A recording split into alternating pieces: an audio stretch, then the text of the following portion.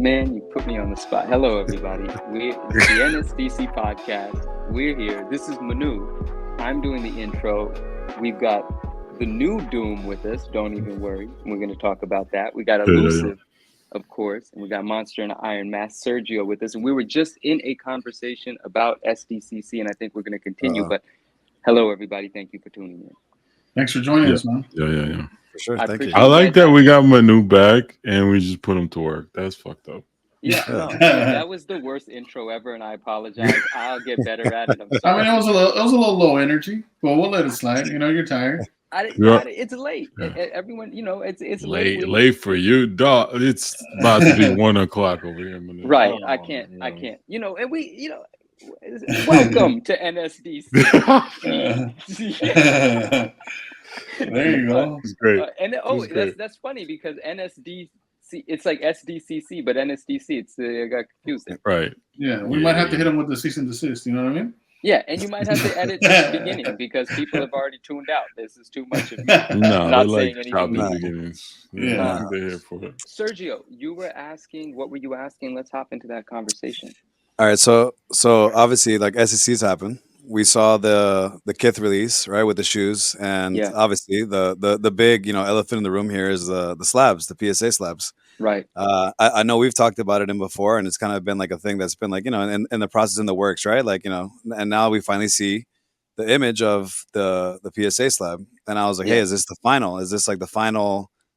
Is this the end all be all? Is this what it looks like? Is there still edits to happen? Yeah. Yeah. Wait, what did Elusive say?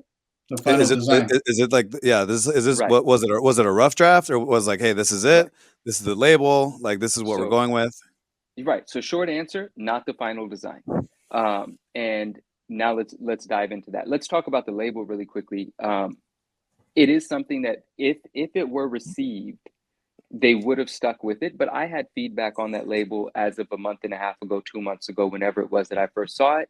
And I had feedback on that label, and a lot of the community echoed that same feedback. So I was anticipating it, they were anticipating it, and they were already open to the idea of changing it. In fact, when I was there a little while ago, I asked them, I said, you're asking my opinion on this, but this is now printed, this is now encapsulated. Like, if I tell you what I do and do not like, is it for any reason? Like, can we even change this? And they said, of course we could change it. And I said, okay, fantastic. So I had a couple of opinions, and we'll talk about that later. But to answer your question, it is now time to make subtle changes to not just appease the community, because you're not going to find yourself in a scenario where everybody in the community is satisfied. There's no way, simply because they're not going to get too far away from their brand identity, right? We could anticipate it to be more or less the same thing, but some of the styles are going to be adjusted. Some of the sizes are going to be adjusted. They're going to try to make it something that visually satisfies more people than this did. But they always knew that there was going to be a vocal, not an outrage, but there was going to be a vocal community that was going to say, yo, what is this? We don't like this. But, a lot of people know we've been dealing with this with the PSA card slabs forever. There's always been, criticisms, but there's room for improvement. One of the things that I think they're going to work on improving, and I'm going to be involved in this. I could be deeply involved, or I can be loosely involved. And deeply involved means I'm going to be taking on responsibility and perhaps blame if it doesn't go well. So I kind of am weighing how involved I'd like to be. But the opportunity to communicate and see iterations of it is there, and I'm going to be partaking in that for the next several months. So like the lighthouse, the PSA logo, I don't mind the size of the actual letters for PSA, but one of my criticisms was the holographic portion, the silver portion, if you will, that surrounds PSA. It's kind of unnecessarily large. Like, why not snug that up closer to the PSA? So I'm really eager to see a version of it like that. Many people said that the grade should be larger, and I don't think that's a bad idea to toy with it larger. And then many people criticized, make it bold, something. And then many people criticized just the font used. Now, PSA has always used this very sort of bland, unstylized sort of text font. And I don't know if they're going to play around with that, but hopefully they do.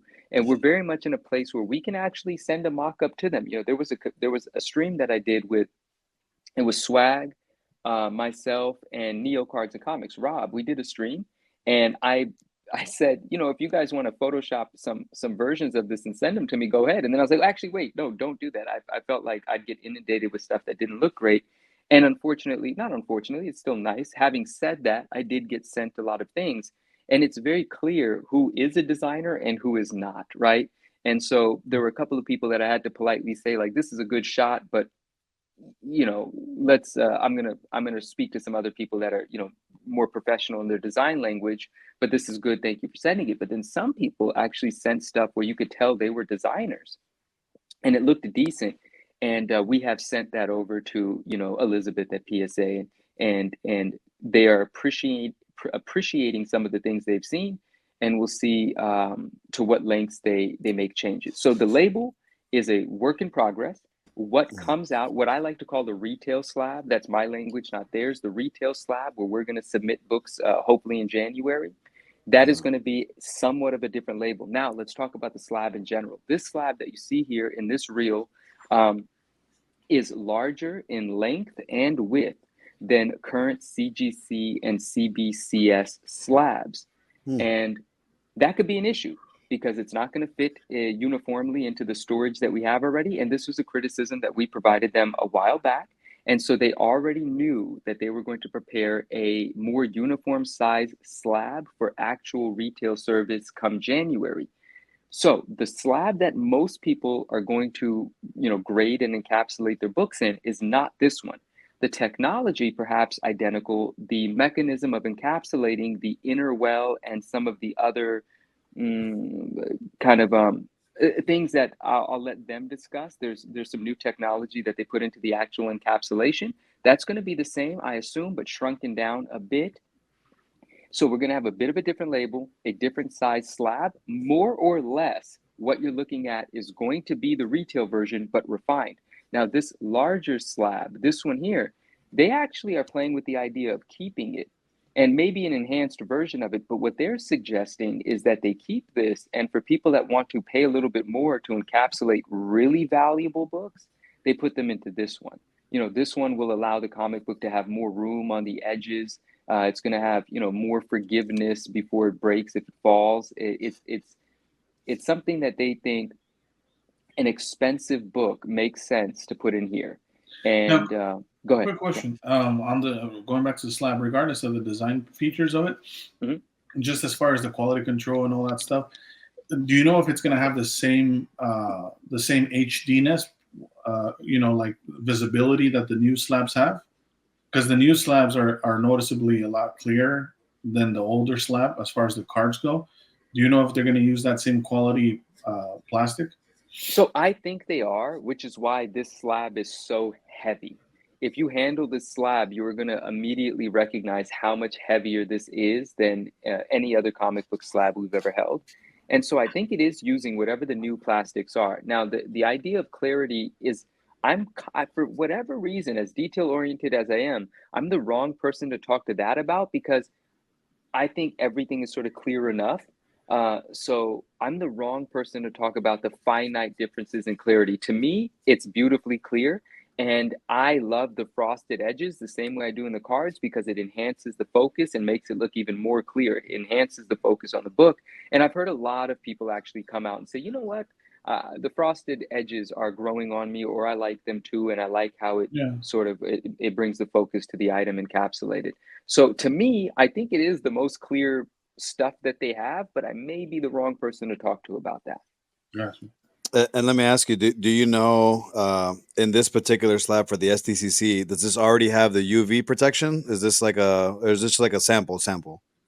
So this already does. And I need more clarity on that, because I don't know to what degree it's UV reflective, I guess is the word.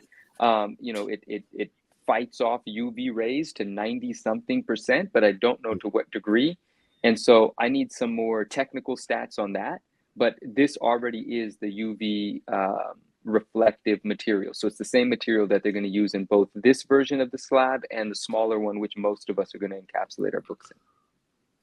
I'll say this as far as like the label design. I hope there's not a a lot of unnecessary changes. I think it translates well already. Like raising the number to be bigger, it feels to me is gonna make it a little bit more off. Like when we view PSA cards, we don't like the grade doesn't pop off. At I know all. No. CGC slabs do it because that's their design, right? It's more Mhm. cartoony in that fashion. When you look at PSA slab, like that's why I like the uniformity of it. It's not, it doesn't change on the number. Like you can put a bunch of PSA slabs together, and from a distance, you can't tell that, one's a 7, one's a 10, one's a 9. Like that's the beauty of it. It's like a archival presentation. So making the numbers bold or the letters bold, I just think it breaks the design language they already have. And I don't know. I read a bunch of comments too that had like a bunch of opinions, but like you said, like a lot of people have opinions, but they're not designers. Right. This I think translated very well. Like it's what I imagine it would translate to, if Right. not better. I do think the window is a little large, but if you shrink it, like what all you have is white space around it, so it's probably a benefit that it's a large, holographic stamp there. Otherwise, like I don't know, maybe it looks a little too plain. It's already a simple design, right? So I'm interested to see what the iterations of the other ones will be, but I think they achieved the goal to translate it into a comic book slab. I love the design. You know what would be dope? I don't know if you remember this, Doom, but back in the day when we were messing around with like you would put on Photoshop or something, right? We would throw up a different card on different slabs to see what it would look like. Mhm. Maybe make those changes and see for yourself visually if it does make a difference, if the hologram was just slightly outlining the PSA, and then also with the bold, without the bold. And because it's one thing, I hear what you're saying, and you're right as far as the uniformity goes and what they already bring to the table. And the boldness does pop off more on the CGCs. And yeah, I guess it's just something, like you said, it's just something we're used to with comics. Because yeah, you're right. Like the only way you can't tell the grade from the cards. The giveaway for me is if you see the word GEM. That's the only giveaway, that whether it's a 10, even if you can't read it. It's like the length of the actual letters that gives it up. But just for people, I don't know, people really interested, but you have 3 rows. These match up right here with the 9.4 at this letter. Like if you make this increase in bold, you're already shifting the spacing within these lines here. I also love the fact that right here we break the all caps and we go into lowercase. Mhm. That is a CGC style. Like that makes sense. It keeps that tradition of the CGC label.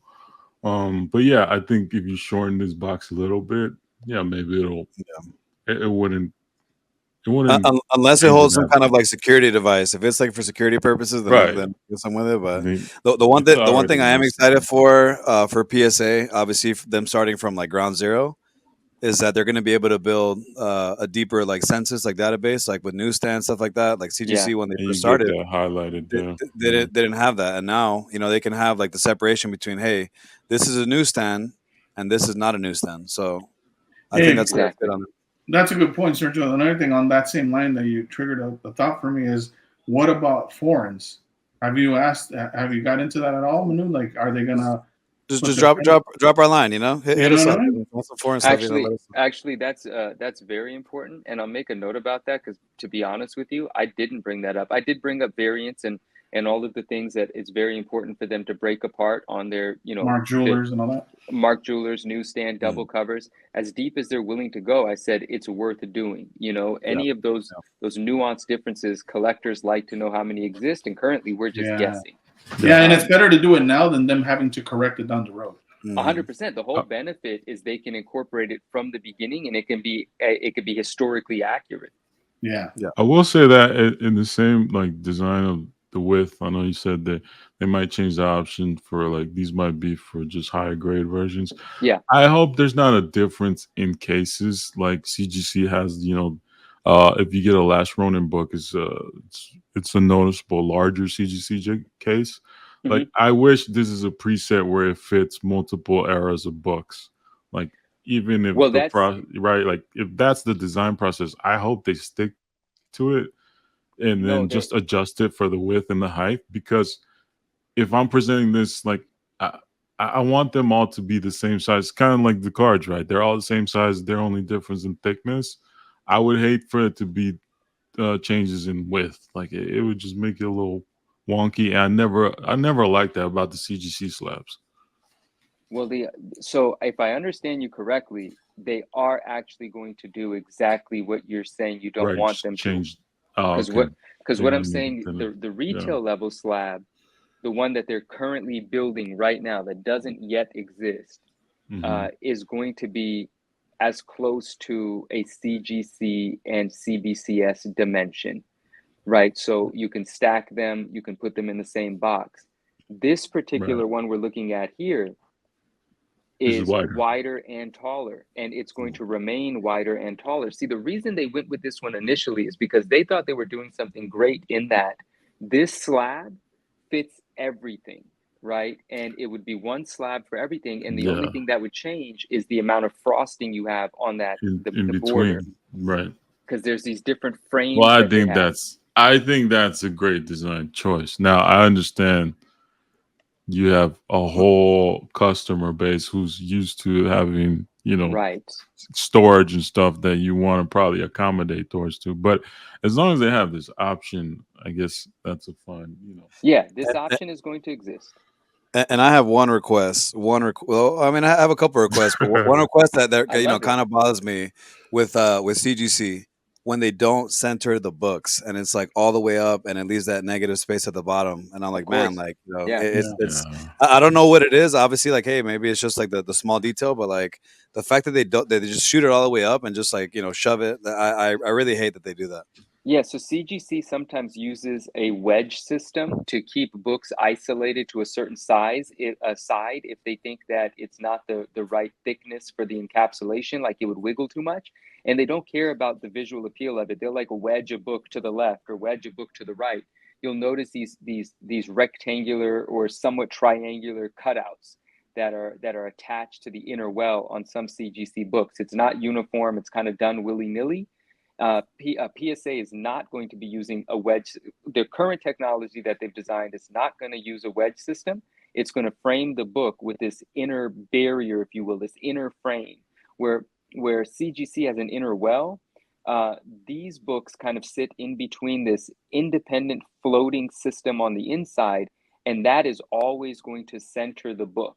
And that's what they're hoping to do, and that's what they're constructing for. So I suspect we're never going to see a book that's pushed off to one side or pushed off to the other. They're going to be snug with just so much moving room, like whatever's allowable, whatever's possible. There's going to be some movement. I got two more and then we can move on from the PSA thing. But one other thing I was going to say is, what about Newton rings? Because I already noticed Newton rings on one of the samples. Yeah. And the second one was, going back to the sizing. I like that idea that we all pretty much are universally agreeing on, which is just the inlay of the slab changing the size to accommodate. SGC does with cards themselves. Yes. They cut out already. Yeah, but the only thing I would like, and maybe I'm alone on this part, it's on the small DVD size comics. I wish that they made like a smaller size slab as well. That'd be awesome. And I have no idea how they're going to handle that. I'm not sure what they're going to do with those, because I love those little things as well. I love my mini comics. I love Disney Adventures. I don't know what they're going to do with those. Let's call for an ash can size slab, because they're going to go through a couple of these things too. Because obviously, for example, I put a post up today of the X-Men 35 in like the Spanish version, and that's like a pulp size, so it's thick. It's a short book, digest size, and it's thick. So when you get to stuff like that, it's going to be. It's going to take a little bit, I think, with the sizing, because I'm sure unless you're going to keep only one slab and only one slab, but that's like a digest size, like a nice thick pulp book. So, I'm sure they're going to run into that. Yeah. Listen, if you need dimensions for certain books from different countries, let me know, man. I got a few here and there, and some of them, sometimes you try to find like a backing board, impossible. No, they won't have like the size for either like the wrapping or like the board itself. So I'm sure with time, but what I am also excited for with PSA is that obviously like with some of the sales that they either get from Terra Peak or wherever they get the information from, it goes into the PSA. So when you go and look at the value, it gives you like a general value of like what that comic is. So If, I think it's going to be nice yeah, to like open up the slab, take a picture, of the QR, and be able to see like, hey, this book in this range, is in this range of price with the grade. So they gather information from eBay sales mm. with the certain numbers. Yeah, and there's a history of eBay sales when you pull up. So that would So be really quickly before we do move away from this, maybe we spend a little bit more time here. It's very interesting, and I knew this, Doom. I knew this. I knew that you were already a Mhm. supporter and an appreciator of the design language and the way that it's been stylized. And it's Yeah, true. It's not like that's the first foil thing that they put up there. Like they went through iterations. Look at yeah. this, vote on this, and this is the one they settled on before making it publicly viewable. Hmm. And they knew that there was an opportunity to even improve it more. So that's very interesting. I mean, it's not interesting. It's nice to note that you appreciate it the way that it is, and many people are accepting of it. Elusive, you don't appreciate it the way it is, but you are a bit biased. You don't like it anyway because you don't like PSA's design language to begin with, right? No, I like it. I look. We always mess around with the Beckett thing. Honestly, like I may own maybe slightly under 100 slabs, and it's probably 30 of them are BGS and 70% are PSA. I like PSA. When it comes to the comic side, though, it's because since I was just entering into the comic market, I was getting used to the blue label, and to a certain extent, I do like it, but I don't have any problems with the PSA. It's just more of like, the more I talked about it with Doom and Sergio, it's just something that I'm used to. It's not even like, yeah, it's not a big deal. It's just what I'm used to. I just don't see myself personally cracking my CGCs and converting them to PSA. Sure. But I rather just keep what I have currently the way it is. But I definitely will, if some foreigns come up and they're already in a PSA slab, I'm not opposed to buying them. And okay, excellent. That's definitely not what he said, before. But we're gonna keep. Oh wow! And Wow. Sergio, where are you with it? Where are you Let- currently at the label? Where are you with it? So I'm 50-50 just because obviously like I'm not buying CBCS, so I've been pretty much only buying either raw or CGC. And yeah, you kind of get used to the CGC label no matter like what the color is. But I mean, I'm 50-50 because again, I think PSA is going to do a lot of cool stuff with the comic side. I think it's going to open up a lot of eyes to people that don't really collect, comics, to see that, and now like they're card collectors, but now they see this, they make that connection. Even though it may be a small connection, it's still connection in branding, right? Like you're going to see your card, and you're going to want to do like the matching and stuff like that. So I think it's a cool idea. I am going to indulge for sure. I mean, there's going to be a couple books that I may like, submit and try to pop one and see, just to see what it looks like and just have a good time. I think it's fun. I think it's good for the hobby. I think that CGC has had like pretty much a stronghold on the slabbing and grading thing for too long, and I think it's time to to level the playing field a little bit. Not to knock them off, but just to level the playing field and be like, hey, there's someone else that has just as big as a name as you, if not bigger, and they're doing the same thing, and hopefully you guys can do it better. And we'll see what happens. I think there's a importance in having a contrast also available for collectors. Like this PSA design, minimalistic, versus the CGC design, which is more colorful and cartoonish, or like I think it's good for the market for there to be two contrast in designs, right? Like you either serve one type of personality or the other, or whatever fits best the book. If they were all similar, it would be boring to me, because then you're not offering anything different or new to the consumer, right? Like I love. That's why I like this. I like this because it's so different than CGC, and That's a dope I think perspective. that works. I think it serves a different purpose, and I think in the future we'll see people think of a book and like, no, this should go in this case and this should go in that case. Like I think it'll be great if both of those companies keep their designs in a similar fashion, right? Like even look at their cards when they switch to the all black label and the CGC cards. they broke their Yeah. design like language, and I do think it's a big deal, and that's why I don't expect PSA to change it much from what they have. It's important to continue it. I want one thing though, you know, like Yeah. when we get like hands on this, I want you to pull out that same heat gun, and I want you to go at it. You know, I have yes, I'm already there's something I've already planned with someone. So Nice. we're definitely going to be testing it. We're definitely going to see if it withstands the heat gun, and I already know that it does. There's already been some experimentation. This thing, much like a PSA slab, is incredibly difficult to open. You certainly are not going to get this open without it looking like you mangled it, right? So, but really quickly, two things that I want to talk about. One more, yeah, real quick before I forget. Yeah. So structure and design aside, one of the things that we brought up last time, but you weren't here to give your thoughts on it. So I want to know your thoughts on how do you feel the market's going to receive it, though, when it comes to pricing? Do you think that, for example, if we have identical books, they're both Hulk 181s, they're both 9.8s, one's a CGC, one's a PSA, is CGC going to hold a premium over PSA, or do you see the title shifting to PSA? So this is a very important conversation, and it's not going to be like a quick one because we're all going to have something to add to this. So I'm going to cover two things that you already said, and then I'm going to jump into that. So really quickly, what Doom said, I love that. Doom's recognizing these two elements, the CGC and the PSA, as personalities, right? You have CGC that has this kind of playful personality. It's like, yeah, we encapsulate your books. They might not be safe, but your label's cute, you know? There's the CGC personality. And then PSA is like, listen, here's what it is. We mean serious business. The slab is heavy. Your book is safe. Here's the label. Take it or leave it, you know? And so it's personalities, and I love it. I actually love that dynamic, that perspective on it. And then Elusive, you said something very important. I don't want to shy away from it. I'm not happy with the situation, but it's an important one.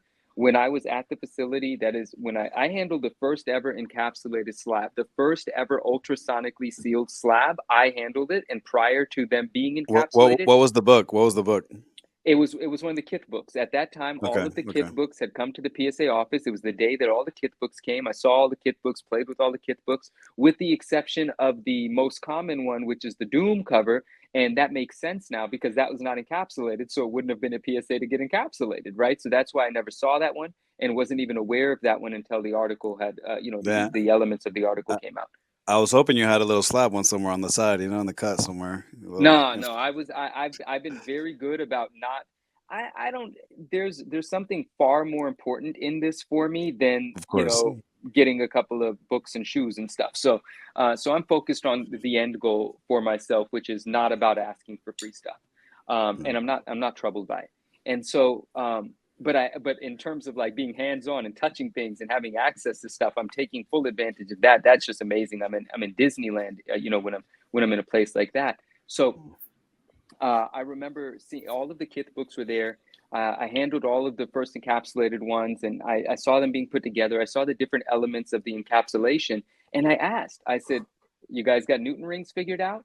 And the guy that's in charge of it was like, yes, we should have Newton rings figured out. And man, it's so unfortunate. I wish I didn't have to say this, but yes, some of the prototypes had Newton rings. Now, there are elements for that. There are things that need to be worked out. This is the prototype, and they need to work out some of the, the actual elements of the encapsulation, but also the sort of book that you put in there for the prototype. It's like a thicker cover. It kind of, I don't know the proper word for it. It doesn't lay perfectly flat. So it's pushing against things. And so some of the prototypes did end up having Newton rings, and it was brought up to some of the seniors at PSA, and they were like, we're going to fix it. It's essentially what it is. So they're aware of it, and they got to make, like, for me personally, it's a non-negotiable. If you're going to enter the market, you have to be able to have no Newton rings. Comic book people are going to lose their mind if their first PSA graded submission has Newton rings. It's not a good look, so they're going to work on it. Now we'll move away from this, and we'll talk about market reception. Obviously, the way that these prices, the way that PSA graded books are received on the secondary market, it's extremely important. Can we anticipate it to come to market and start performing equally? I don't think so. I mean, there's a chance that some books will sell the same as the other books, but there's going to be there's a lot of stuff that has to happen to get the buying audience, not the grading audience, to recognize these as equal or greater than some of the competitors' books, right? And we as collectors are going to have to express how we feel about our first submissions. Are they accurately graded? Are they safe in the encapsulation? The more confidence that we vocalize to the community about our experiences is going to encourage the confidence in the trade and the saleability of them. So it's going to take time, but if they do things right, it can absolutely catch up. And then there are elements of it that have nothing to do with the product. And it's more about, I'm going to use a negative connotation. This word has a negative connotation, but it's just the only word that I have at the tip of my tongue at the moment. There's a certain level of manipulation that has to happen to the market for them to be perceived of a certain value. And I don't mean shill bidding, and I don't mean, fabricating sales. I mean being very strategic about which books you bring to market in large auction houses and how you promote them, right? Because there are certain books that no matter what are going to sell for what that book in that grade is worth. Because when I've used the example of that Tech 27, the same Tech 27 that sold for $1 million something, then a year later sold for half of that, 600,000 something. That was not CGC versus CBCS. That was just market factors. It was the same book, same cert number, CGC, and it sold for half the price. So some books are going to sell for whatever the market commands at that time. So PSA has to do a good job of getting some of their top collectors to put some books into these slabs that are worth hundreds of thousands of dollars and get them to an auction house and perform equally to what that book would do in a CGC slab. Now, right there, just to pause you, if I'm honest, I see it a little bit different when it comes to the market. I want to see, as opposed to your Heritage or your Comic Connects, I want to see volume with eBay. That's what I want to see, because to me, it's very interesting, because this is the first time where PSA doesn't come in as a top dog. When it comes to the slabs, the card slabs, it's clear that they hold a premium over BGS, CGC, right, and SGC. Right. So it's the first time where I want to see if their rep crosses over, and I want to see volume. And even when it comes to $100 slabs, $500 slabs, and $1,000 slabs. But I think you're right, though. I think long term, if they grade accurately and they do a great job and they fix those issues before they hit the ground running, I do see themselves being able to close that gap quicker than we think. Yeah. But I do want to see it in volume as opposed to specific high-end pieces. I also don't think it's the first time. Maybe someone can correct me, but BGS was the leading grading company for cards at one point, and PSA surpassed them, right? Like, correct. This is not a position that they're not used. Like, it's not the first time that they're going to face that. Let's talk a little bit. Let's talk a little bit about what advantage PSA had that allowed. Now, I wasn't there firsthand. I wasn't dealing in graded cards when Beckett was the leader, but I've done some historical research. I've done some sentiment testing through conversations. And from what I can gather, and you guys can add what you've gathered if I'm mistaken or if there's something I'm leaving out, is PSA didn't win because of their slab. They didn't win because of their simple label. They won because they bet on 10. And BGS still was betting on 9.5. And human psychology is 10 is better. And so they won because they appealed to the market. And so over time, more people graded where they were going to get a 10 back rather than a 9.5. And I think that's what over time led to them winning. That advantage they don't actually have here because they're using the same grading scale. So that's one of my initial thoughts on that. But PSA is coming with a huge market, a huge brand in the market already. Yeah. Also, a very interesting thing here, and PSA is going to, by default, they're going to end up with a lot to lose, because what I mean by this is they're going to create a brand new buyer for graded books and a brand new grader of books, because their whole sports card side of things that doesn't even deal in comics is going to, because now it's offering through PSA a new audience. That's what Sergio was bringing up, some crossover. A crossover. So if they bring in this new audience and then they disappoint this audience, all they've actually done is created a new audience that's going to take their newfound taste for graded books over to the competition. So they're going to onboard new people, and if they disappoint them, those new people are just going to strengthen CGC. They're not going to want to let that happen. I'm gonna give you one recommendation. When you stick with the label, don't change. Don't pull a CGC on us. You know. Yeah, don't do that. Oh, I was no, about to say, they're not. what does disappointment look like to someone who hasn't been involved in comics? I A guess disappointment would look like failure on the case, failure on safety of the book. You know, you ship a book, it cracks open, or the book moves too fastly and gets damaged within the case. Like right. any of those things that make it not better than a CGC case would be a disappointment. Well, But also like the type of people you're gonna introduce to are people who gamble. And I don't want to say just gamble, but people who are used to like investing and flipping. Maybe the value it gets in the secondary market would be a factor into its it will. disappointment. It absolutely will. I'm very eager to see how that whole thing shakes out. I'm going to be very forgiving at the beginning because I do Yeah. not anticipate that the values are going to match up. And I think that's No. understandable. And I don't think anybody should hold them to that right away. But, you know, I plan on grading very cool books with PSA, very cool books. But mind you, right there, sorry to cut you off, Manu, but just on that point, you're right. And like even when I was mentioned, like, I don't expect them to right off the gate be selling at par to the 9.8 of CGC, but I do expect them to close the gap rather quickly.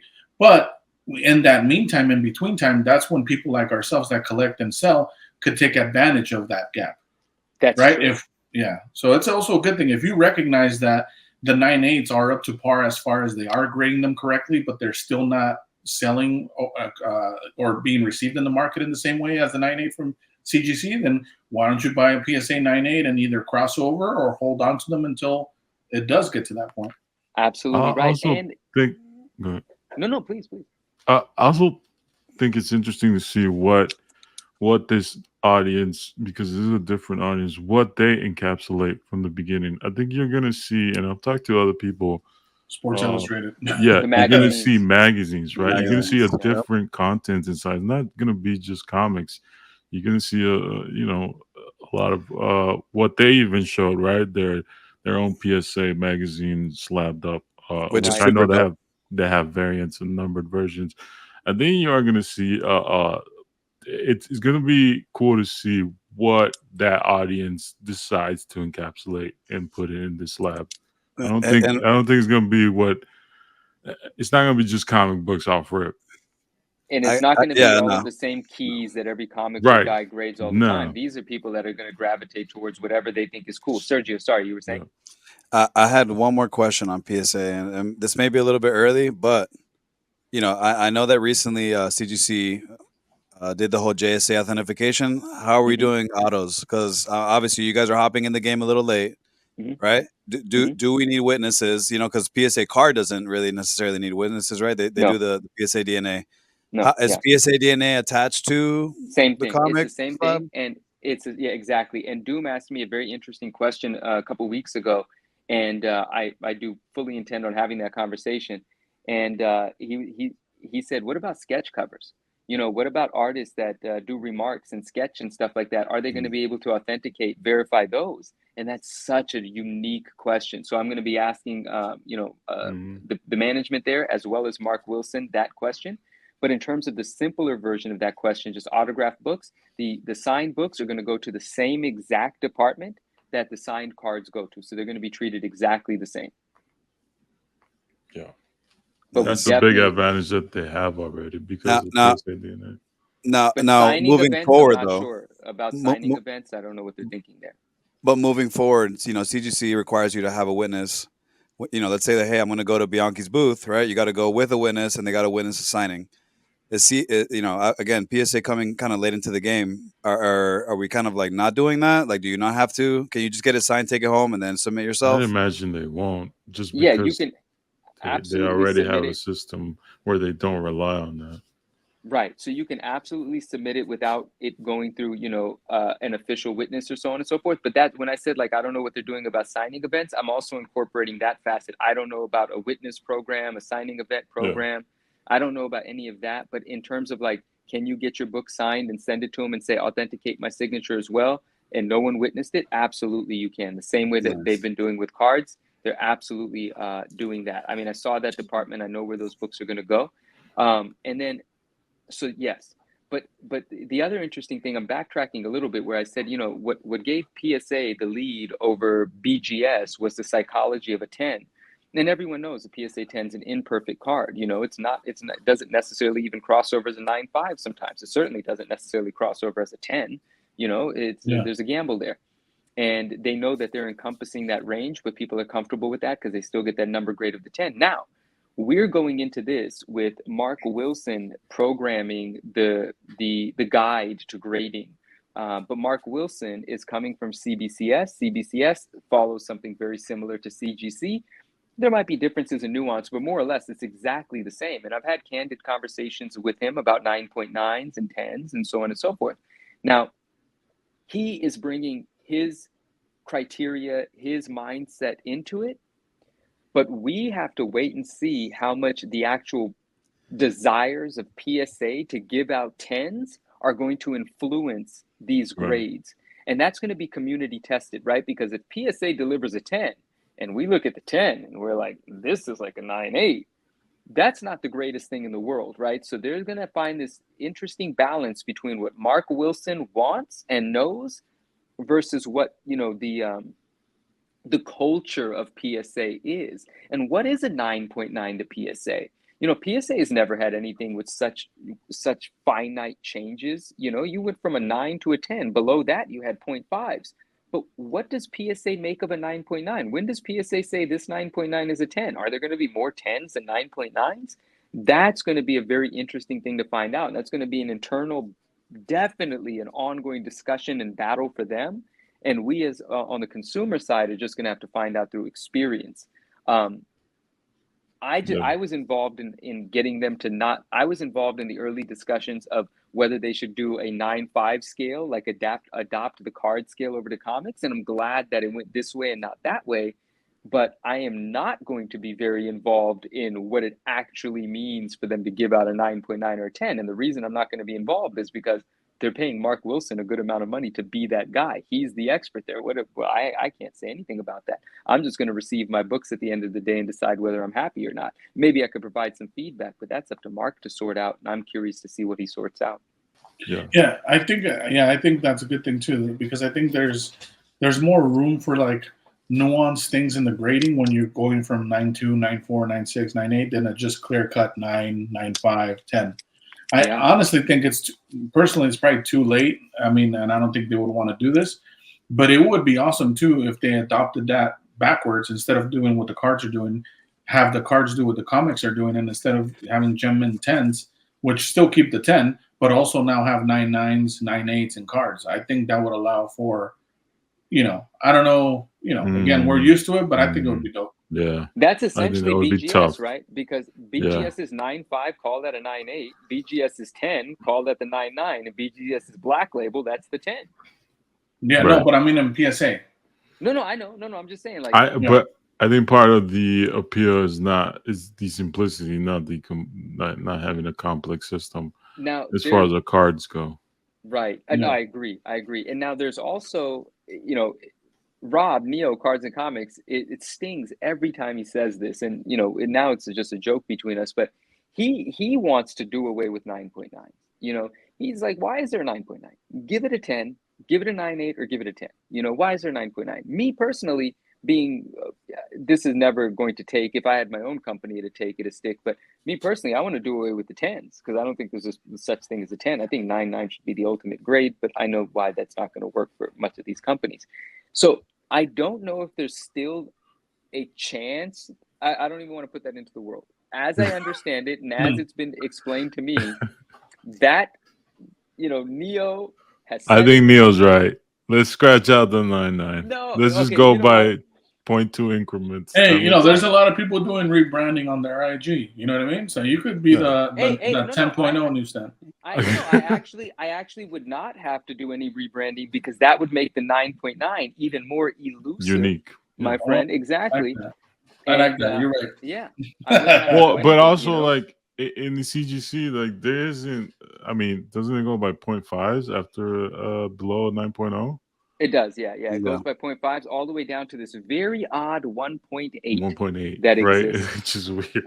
And that is actually on, you know, the guidelines at PSA. Like, you know, we looked at them, we're like, oh, you guys are keeping 1.8s, right? So Mark Wilson has incorporated that, and I think that's going to stick. But they are currently, as we speak, hiring graders, training graders, and really figuring out what their parameters for these grades are going to be. It's going to be more or less what we're used to. I will be devastated if a 9.9 leaves, but I will spin it as a positive. It's essentially just retiring my jersey, and that's a beautiful thing. And so, we'll see. But I think it's going to be exactly the same. And then it's just going to be up to us to taste test and see what those grades actually mean. Doesn't if they decide to get rid of 9.9, doesn't that signal that they want the market to show more PSA 10s? Yes, it absolutely signals that 100%. Okay. That is on brand for them, but it's not the culture of comic book collectors. That's the culture of PSA, but it's not the culture which will take time to adjust for the audience CGC has right now. It would be a difference in adjustment, but I think it would give them something unique too. So interesting. That's a tough choice. Interesting. It's tough, man. It's tough. Like, I wouldn't even blame them, if they did away with the 9.9, I'd be like, yeah, it makes sense. Just throw that in a 10. It makes sense. Well, at the end of the day, back to the point you made with the psychology thing between the PSA and the Beckett, business wise, which is what they are, business, it does make sense for them to get rid of the 9.9 and keep the 10.0. It truly does. And Neo is not a not smart person, I emotionally just don't want to be a proponent for that idea. No, I get you.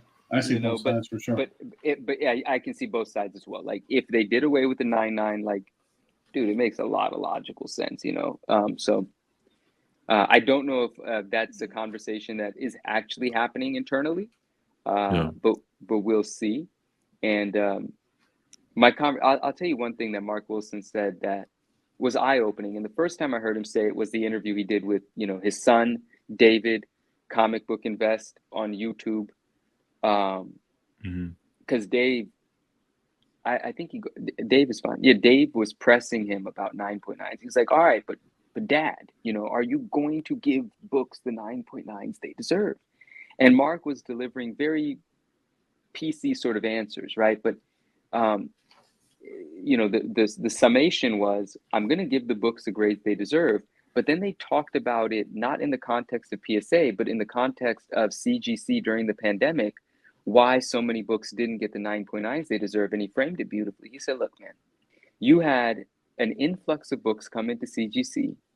They hired dozens and dozens of graders. The instruction is, if you have a book that's super duper clean, but you've got a pile of books, hundreds of books behind you, we do not have enough time in the day to catch up with our backlog, give it a 9.8, send it out. That is a safe grade. There are no customers anticipating 9.9s. They're not going to look at their 9.8 and be disappointed. We don't have time to go over your books. You don't have time to send it to a supervisor, send it to a senior grader to make sure it's a 9.9. Give it a 9.8, get it out.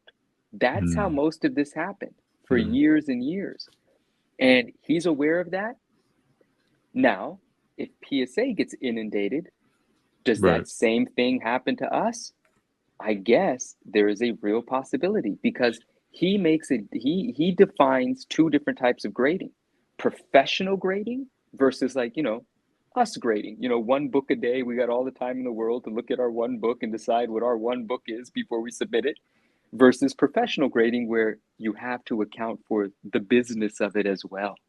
And we can become victim to the business of it as well, as we did during the pandemic, and which is why we have books that have 5,000 9.8s and no 9.9s, and now those 9.9s are going to materialize. So anyway, I thought that was very interesting. He knows that, he understands that, and he's going into this with that information and experience.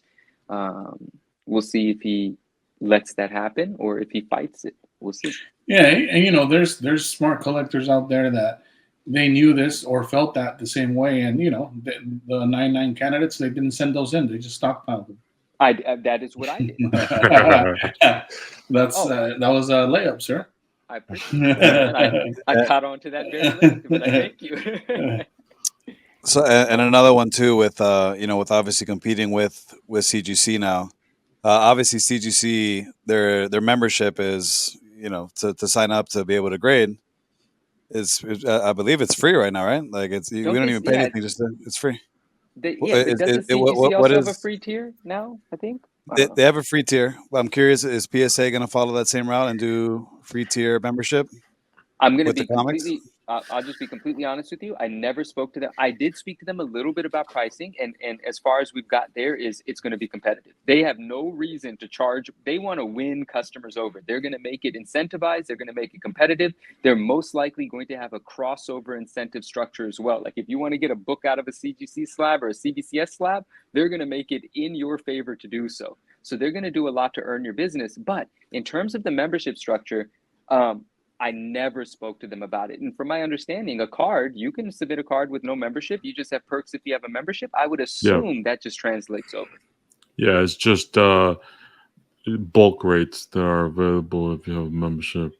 I can only assume that's going to translate over. Like, the idea of creating resistance in onboarding a new customer is just a stupid idea. And so I would hope that they don't do anything to create an obstacle for a new customer.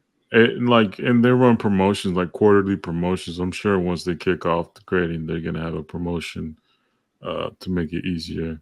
I anticipate. Yeah, right, I definitely anticipate. Yeah. Definitely exciting times in the grading space. I mean, this is something that we've waited for a long time. I think in collecting overall, just like what you said earlier, Sergio, like how many people, even if it's a small percentage, it's a number nonetheless that are going to start looking into comics that when they weren't looking into comics. I think so, because I look how many people, we've been in like the more like card space, and obviously not within the last couple of years we've been transitioning into comics, but even in the card space, there's a lot of card collectors that may want to match that book, and that book may exist. And now they have a PSA slab that, look at it, it's almost automatic for me to say CGC slab. But a PSA slab that matches maybe one of their favorite inserts or cards that, exists out there in the Marvel card hobbies or DC space as well. There's a lot of sports collectors who are going to want to match a Sports Illustrated cover or something from, nostalgic to them to match I that can't wait to see it. That's so dope. I think the sports market is just going to crush, like with the, magazines and stuff like that. 100%. Slam magazine. The nostalgia is there. The visual nostalgia is there. It's so cool, right? Like there's like, for me, more than my association is very similar in magazines, but it isn't sports magazines. There are some sports magazines that I remember very well. There's some iconic, things that have happened when in the 90s, and players that are just, iconic, like Iverson covers are amazing, things like of that sort. And of course, Jordan covers. But like for me, I have a large collection of XXL and Source magazines, right, and some Vibe magazines, and I always wonder to myself, would I want to encapsulate that? Where would I want to encapsulate that? And even though that's not sports, that feels better to me in like this sort of PSA slab than it does in the CGC slab. I correlate that more with the seriousness of this than the playful comic book nature of a CGC slab.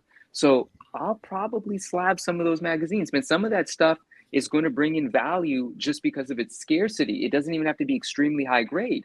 But if you've got some of those early XXLs and those early Source covers that are amazing, we all remember them from the 90s in a high grade, that music memorabilia stuff brings in money. And it's already there. I mean, they already have like encapsulated autographs from pop culture. Now you're going to add pop culture magazines to that space. Like it fits perfect in the National. The National just happened. There's a lot of booths that just strictly do pop culture items. Right. Yeah. And that's such an important word here, because the way PSA is looking at this is an extension on their grip on pop culture, right? Because they started with sports cards, or they do other things as well, but I mean, sports card was their everything.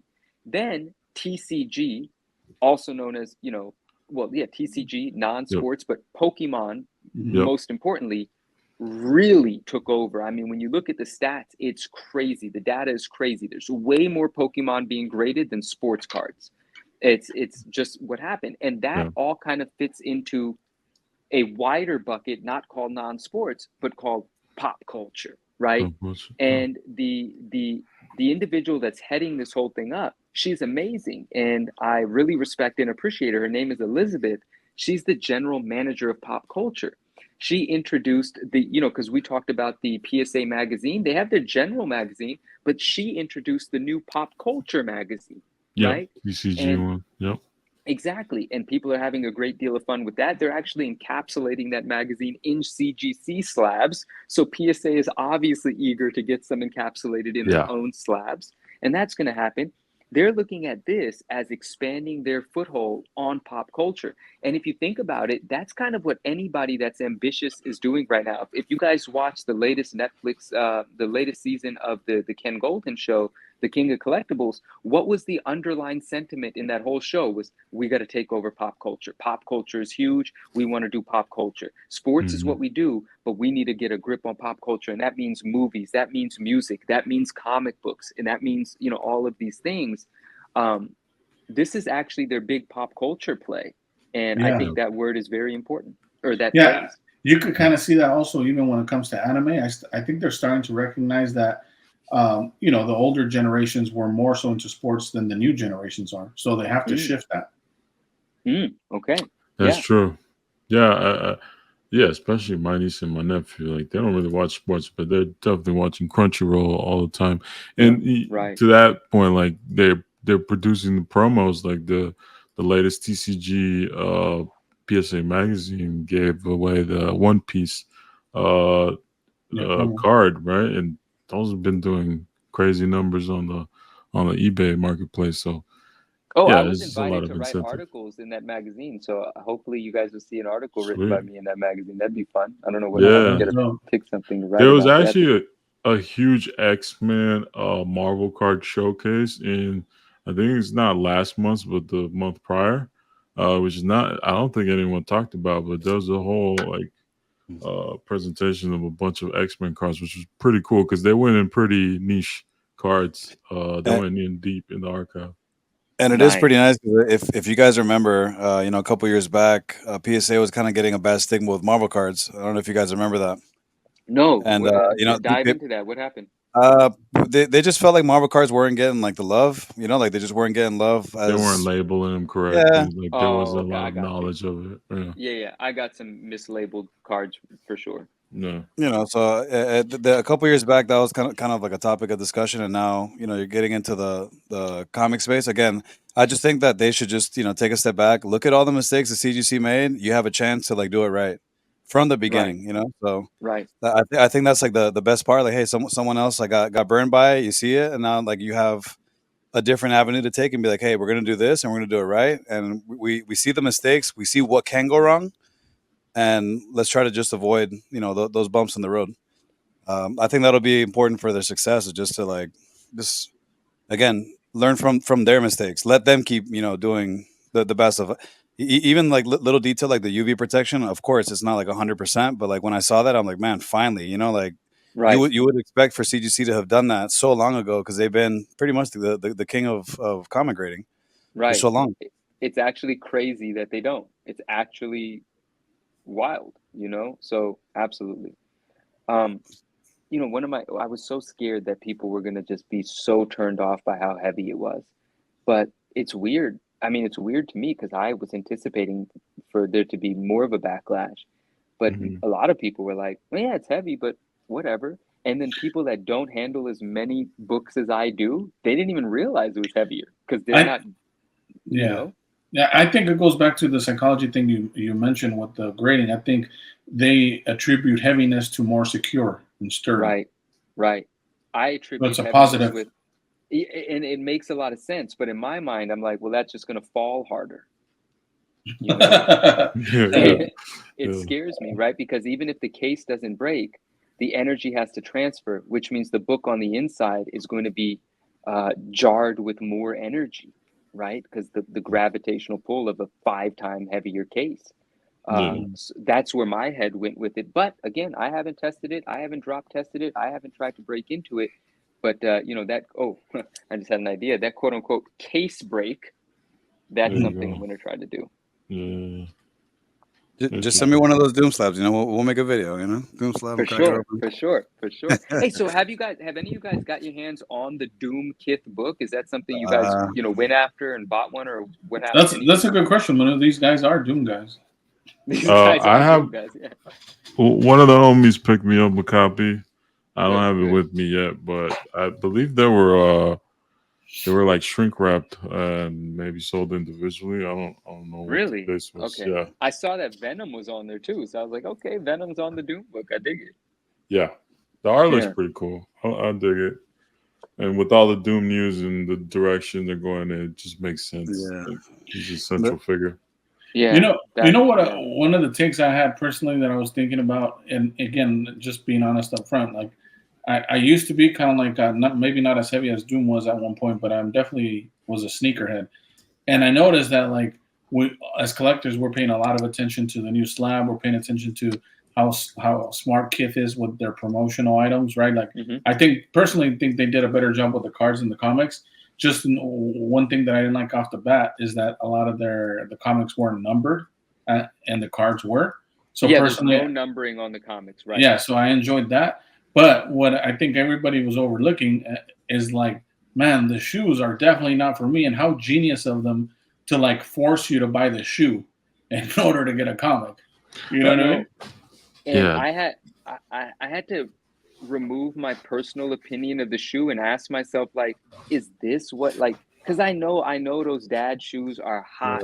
I know that's what people like, but that's not my taste, my palate. You know, like I look at that and I say, I can't wear that kind of sneaker, you know, but when you look at what kids are wearing, they're wearing like, I sound like that old guy. It's like, you guys look ridiculous, you know? They're wearing like running shoes and yeah. But I think it's interesting that you guys view it as the use of a sneaker, when I view that more as a collectible in itself. And a lot of the sneaker collectors view a lot of these shoes as collectibles alone. Like they don't always wear them. They kind of showcase them, and that's it. It was. I felt like the packaging and Kith always. I think it's Ronnie Feig. Yeah, he always approaches those collaborations as a collectible, right? And did you notice? And because what you're saying, I'm assuming you noticed. Did you notice on the box on the top? I never saw this branding before. Maybe it's new, but it gives you a glimpse into what Feig's trying to do. It said Feig Collectibles. Oh, I didn't catch that one. Right? There's Kith, there's Asics, there's Marvel, and right? There's PSA. His brand. But then there's this other logo on the when you remove the dust cover off of the interior box, that beautifully decorated interior box, and you look at the top left, there's this gold badging that says Kith Collectibles. He definitely knows he is getting deeper into the world of collectibles. So that box is crazy. That box is amazing, right? So within that sleeve, there's that more decorated box with the color imagery on it. I like he used Battle Spectre. That's a very Masterpieces branding, and I believe even like the front is a Marvel Masterpieces, but he changes it into the Venom. I think the only pushback I got from like the hearing talking to people talk about it in the hobby was like the choice of the Silver Surfer in there. Some people say it should have been Galactic. It confused me. Yeah. It's rather interesting to call this villains. And then it wasn't exclusively villains. I'm not sure what thought went into all of that. I think people were happy that it was a Ron Lim surfer. Like they thought that was cool. And it's like every cover's an ASM 300 inspired cover. It says Kith where it would normally, it all had tie-ins to things we remember. But to be fair, though, this one only had Battle Spectre because it is both. It is both. I'm guessing maybe the other ones didn't say that. To be fair, though, please. I was just gonna say, going back to the box art real quick. I do believe that box art with Venom and Spider-Man is way better than any of the actual comic covers. Dude, first of all, that's a Stegman Venom on there, and it's incredible. It is incredible. It outshines the art on the comic books by a long shot. Correct. So someone is not picking correctly when it comes to the comics. In other words, I don't know what that artist selection or art selection was. Like Todd Knock Todd Knock That does it fun, Magneto. playful Venom, right? But like, it wouldn't have been my choice if I were to pick, if I were entrusted with the job of picking the 4, comic books. It wouldn't have been those 4, but I ain't mad. It had a different purpose. See right there, it says Feig Collectibles. Yeah, interesting. He knows what he's getting into.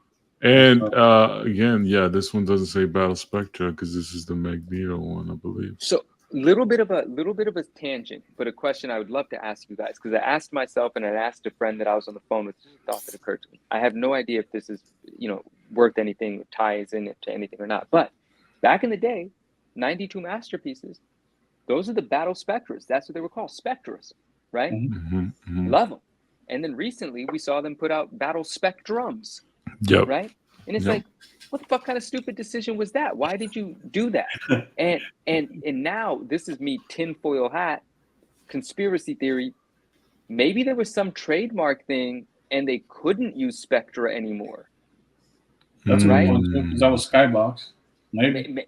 I was just like, why would you make that change? And then I saw it here and I was like, does Feig have permission to use it? Like, where did he get his licensing from? And maybe they own Battle Spectra now. I don't know. It's just a weird thought that I have. Dude, can I see that Magneto on the cover again, on the box cover? Is that Bob Larkin's Magneto? I thought that's the Jim Lee. Yeah. X-Men 1 Jim Lee. X-Men 1 Jim Lee. Yeah. Because it also looks super similar to the Bob Larkin image. It looks like Jim Lee line work to I me. could be wrong. I thought that was the Jim Lee one, but I don't know all about that. I'm gonna look it up real quick. Because I'm looking at the card right now. I have it in hand, and it looks very damn close. But it could be Jim Lee for sure. Because shoot! I was thinking of a completely different image. That might not be the Jim Lee Yeah. one. You might be completely right. Yeah, because Jim Lee also draws fingers very thin, and those are not thin fingers on the box. Wow, I was thinking of a completely different cover. Wow. Okay. Cool.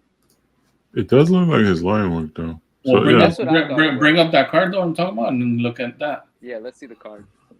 What's the card called? 94 Fleer Ultra X-Men Magneto. What's that? No, it's different off rip. It's similar pose. The pose is almost exact, yeah. Yep. Yeah, the hand coming. Dude, is that not the same? Look at the teeth. Go back and look at the teeth on the card. It's not. The face is way different. This is more painted. It's maybe if it was a black and white version of it. But yeah, right, it's see close. the box again real quick? It's different. Bro, no, that is it. Yeah, I think it's pretty close, man. No, look at the cross hatching. Look at that. Just look at the line work. And then, That's super Jim Lee to me. And then look at this. There's no line work here. It's different. Oh my gosh! So it's like the completely same positioning. The thumb underneath his the same wrist pose. is like almost identical. It's a different interpretation. I think it's the Jim Lee. I think maybe he's recreating the Jim Lee. Interesting. In this one, yeah. Yeah, that's close. Either way, I love it because I love that. That's one of my favorite Magnetos. Either way, so that's dope. Yeah, painted by so Bob Larkin. This whole Kith A6 thing. I mean, I think the general release is happening in a few days. I'm not sure. I don't know the exact date. I didn't look into it, but I think it's either like it's happening right around the corner. I will attempt to buy the double box, the Venom Spidey box, because I'm obsessed with that box. The box is incredible. Yeah, and if anybody wants the shoes, man, I'm glad that they'll be in your collection. I'll take the box. Nah, man, you keep the shoes, man. Keep the shoes. You know what I mean? Yeah. And but they've been selling on eBay. I've only looked briefly. I saw one of the double boxes go for $800. Then I saw another one go for $1,800. I haven't looked recently, and some of the comics by themselves have been going for like the $700 to $900 mark. I might have to take those insoles too, but other than that, man, I'm not a fan of those shoes, and they're not for me. People like them. It is what it is. I know people that wear shoes like that, and that they think it's completely normal, and I think it's completely weird. Listen, I gave them credit though because the last ASICs drop, at least, I mean, the shoe was it's an ASIC, but they were like the ASIC gels. Like, they feel a little different. Yeah, they're the more the Cayanos. I mean, I know that's like a popular thing right now, but those Cayanos are pretty ugly, dude. They're not for me, Yeah. Wait, they're almost there. Let's be honest. They're almost like those shoes that if your parents try to buy those when you were a kid, you'd be pissed. Right. Yo, Just those depending joints were shoes. tied together by the laces, and they were in a bucket. They were just naked shoes in a bucket tied together by the laces. You just grab your size and you go to the register. This is all just 90s nostalgia. Hey guys, we hoarded the wrong stuff. You know what I mean? We should have been picking up those shoes from the bucket. Yeah, those were from Big Five Sporting Goods, no question. Yeah. Jesus Christ. You know, I bought my baseball bat. Green with Goblins those. are good though, personally. And and the Green Goblin cover of the book, I didn't put it together. That's Ronnie Feig as the other guy on that cover. That was his cameo on the book. Yeah, his what did it say? Third appearance, which I thought was cool. Third appearance? Oh, that they already have the third appearance, and he has that in the details. That's pretty he's trying to get you to get his first appearance. You know what I mean? His key. Third appearance. And also, I don't know if you guys are aware. I don't think any of these got pulled from any of the stuff. Dude, in San Diego, they only sold 80 of these. They sold 42 one day, and they were supposed to sell 42 the next day. And I think they had to end the line because it got out of hand. So I don't even know if they distributed the full 42. Yeah, it was right away. It was, and that's and that's nothing, right? So no one out of that batch, because the odds are really bad. There are 4 hand-drawn sketch covers as the real exclusive thing, and I've only seen one of them. I've only seen the artwork of one. I don't know who any of the artists were or are, but in the general release, there are going to be 4 people out there if they open them. A lot of people are going to keep these sealed. There's going to be some original art covers. That's kind of interesting. I can't wait to see someone show some of that off. Yeah, I do like it says promotional here. That's a nice little touch. Right. Yeah. So one of the guys on the post on the reel left a comment, and he was like, it was the Silver Surfer book, and he was like, well, AU would make him the Gold Surfer, and I just thought that was funny. That's funny. Oh, man. That's funny. But yeah, man. Yeah, so that's cool. Yeah, these are clean. Like these green ones are nice. I can see these being nice. Yeah, I mean, I just like Air Max 1s, my 89 Air Max 1s, whatever, that's my. By the way, talk to Ronnie and be like, yo, let's do some Air Maxes. Watch the world fucking go crazy. I'm just saying. What'd you say? You took me as a what? As an Air Force One guy. I used to, bro. If I get into I used to be exclusively Air Force One guy, and when I say that, I mean absurd. I mean like a minimum. I was going through 2 brand new pairs a month. Some months 4 pairs. And I would always be at the Nike store, and I would be buying 4, 8, 5 pairs at a time. Get Air Force Ones. You get yourself one. I like that beige one with the pink. I just can't pull off the pink, but I think that's a dope design. I want to see the beige with pink. Where is it? Is that the beige with pink? Go back on the results. Yeah. Right there. These are linens. Yeah, the linens. No, these aren't. They're not the OG linens, but the kid dropped those. When he opened the Miami store, he dropped those. Something just changed for me. I believe stylistically, something changed for me as I got older, and these just felt too clunky, looked too clunky. My jeans got slimmer. These stayed humongous. These in a 10.5 look enormous. And so I started wearing Vans all the time. So really, I just wear white Vans most of the time, and then I wear Air Maxes when I want a little bit of color. I'm a Nike Dunk fan. Like mid-size dunks. That's your regular joint. Low dunks, the SBs and the regular dunks. Yeah. Okay. Which they made a bunch of those, and now they're trying to push these Jordan 1 lows. Yeah. For some reason, so I don't know, but yeah. I like some of the colorways, like the shadows, personally. Yeah. Well, I never bought the Yeezy Air Maxes. I still need to buy the Yeezy Air Max 1s, the black ones with a little bit of lime and a little bit of pink. I never bought those. I need those. I haven't looked at them in years and years. So Manu, I gotta ask you, right? Because everyone is giving their reaction. I know you don't have too much reaction to this, or at least it's not like your character. But how do you feel about the Doom news, RDJ? Oh, so my initial, I emotionally, I wasn't invested in it, right? So it wasn't. I didn't have an emotional reaction. My reaction was that's fucking awesome, but what does that mean? I was that was my reaction. I was like, holy shit, that's Robert Downey Jr. It's Doom.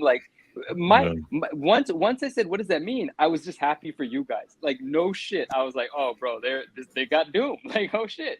Yeah, we still don't know what this means. We're in the same boat.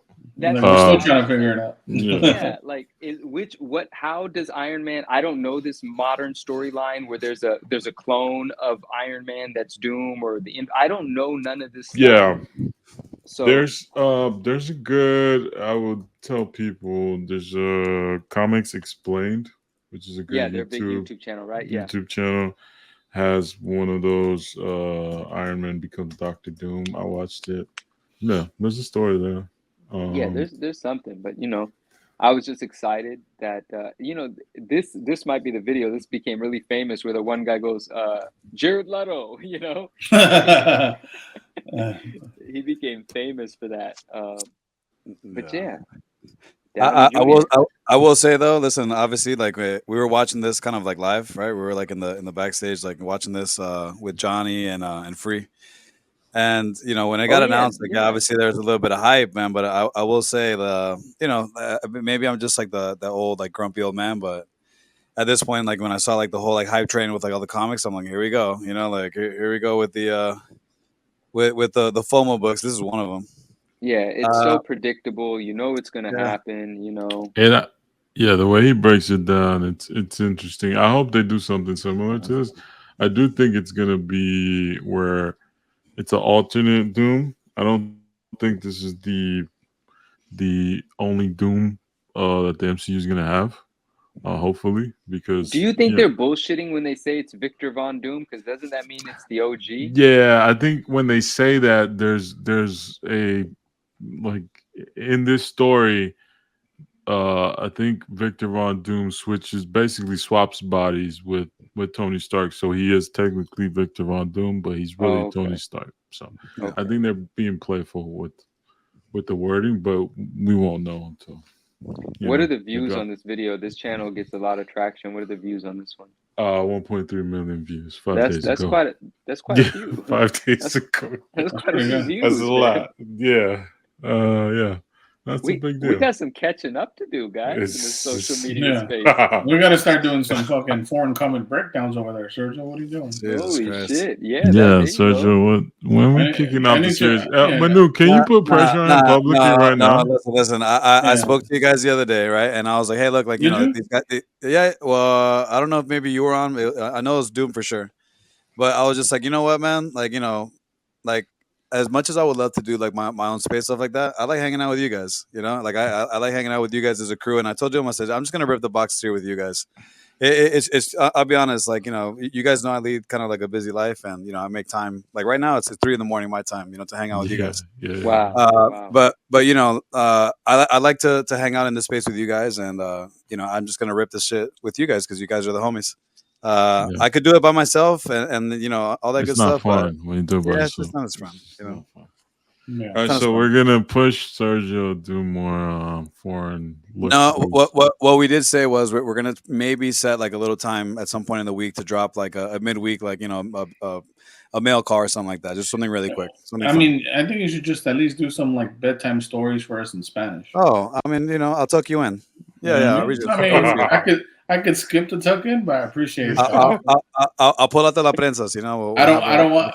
You could hug and embrace me like Justin did. Wow. That's about it. You know what I mean? I'll swallow it. There's never enough of that. I need more of that in my life. Hey, just come through. You know what I mean? Next time, hit me up when you're on your way down to San Diego. I'll embrace you. Listen, man, you're not getting away with no hug if I ever run into you. You're not going to be too cool for a long embrace, my brother. I appreciate that, man. So I heard that this SDCC was probably one of the most visited, right? One of the biggest SDCCs. Yeah. And I was just like thinking in my head, and I told you, I'm like, man, I really want to go to the con. We're talking about SDCC. But like now, as we get closer, knowing that next SDCC is still going to be like, Secret Wars and all this stuff, it's going to be in that time frame. Man, I can only imagine what next year's SDCC is going to be. So I'm excited for next year. Yeah, it's going to be So you guys have been, out of you guys, who has been to SDCC? Not me. Only one of us lives in California, by the way. No. I live in California. I used to live in Los Angeles. I had never even gone to San Diego. And obviously I was there for the SDCC time, but I was there for that PSA dinner. And I had flown in that day, the day of the dinner, went to the restaurant where the dinner was going to be, put my stuff away. I was the first person in there because I knew where it was, whatever. And I thought it'd be fine. Put my stuff away, and I started to explore downtown San Diego with the little bit of time that I had before the dinner. And you don't act like the whole con spills into the streets. I didn't know what to expect, but every restaurant is geared up for Comic-Con. There's special events happening everywhere. Everyone's wearing costumes in the streets. Fifth Street, maybe it's always closed down. I don't know, but it was closed down for this. Everyone's walking around in the middle of the street. And there was even cool stuff, like there was an eBay pop-up store. I mean, there was just one building that was turned into an eBay pop-up where there were comic books and toys everywhere, and there was like giveaways in the back, and there was this big stage set up, like, and they were doing live selling, and they had a schedule of certain people that we know in the community as sellers and certain people I'd never heard of that were doing eBay live sales, and you can be there watching it or watch it on eBay Live, but they dedicated this building to it. So really cool things happening in and around the convention center. I never went into the convention center, but maybe like an hour and a half before the dinner, Justin called and he said, "We're walking out." I said, "Well, I'm just walking around." So that's when we ran into each other. But the amount of people that are in there, that are leaving the convention center, this thing is way bigger than I ever would have imagined. It's crazy. Yeah, it's too packed. It's very packed, bro. And the weather wasn't like my kind of weather. In the shade, you're good, but it was like a muggy hot. It was muggy, humid, hot. That's like Florida every day, Yeah, I didn't expect that in San Diego. I thought it was cool and breezy. I thought it was like a Santa Barbara vibe, but it was a little different that day. Yeah, it must have been that day. It must have been a lot of body heat, because I do make my way down to San Diego often, and I definitely don't feel a lot of humidity, not even close, like personally. But maybe, that day was, you were just surrounded. Damn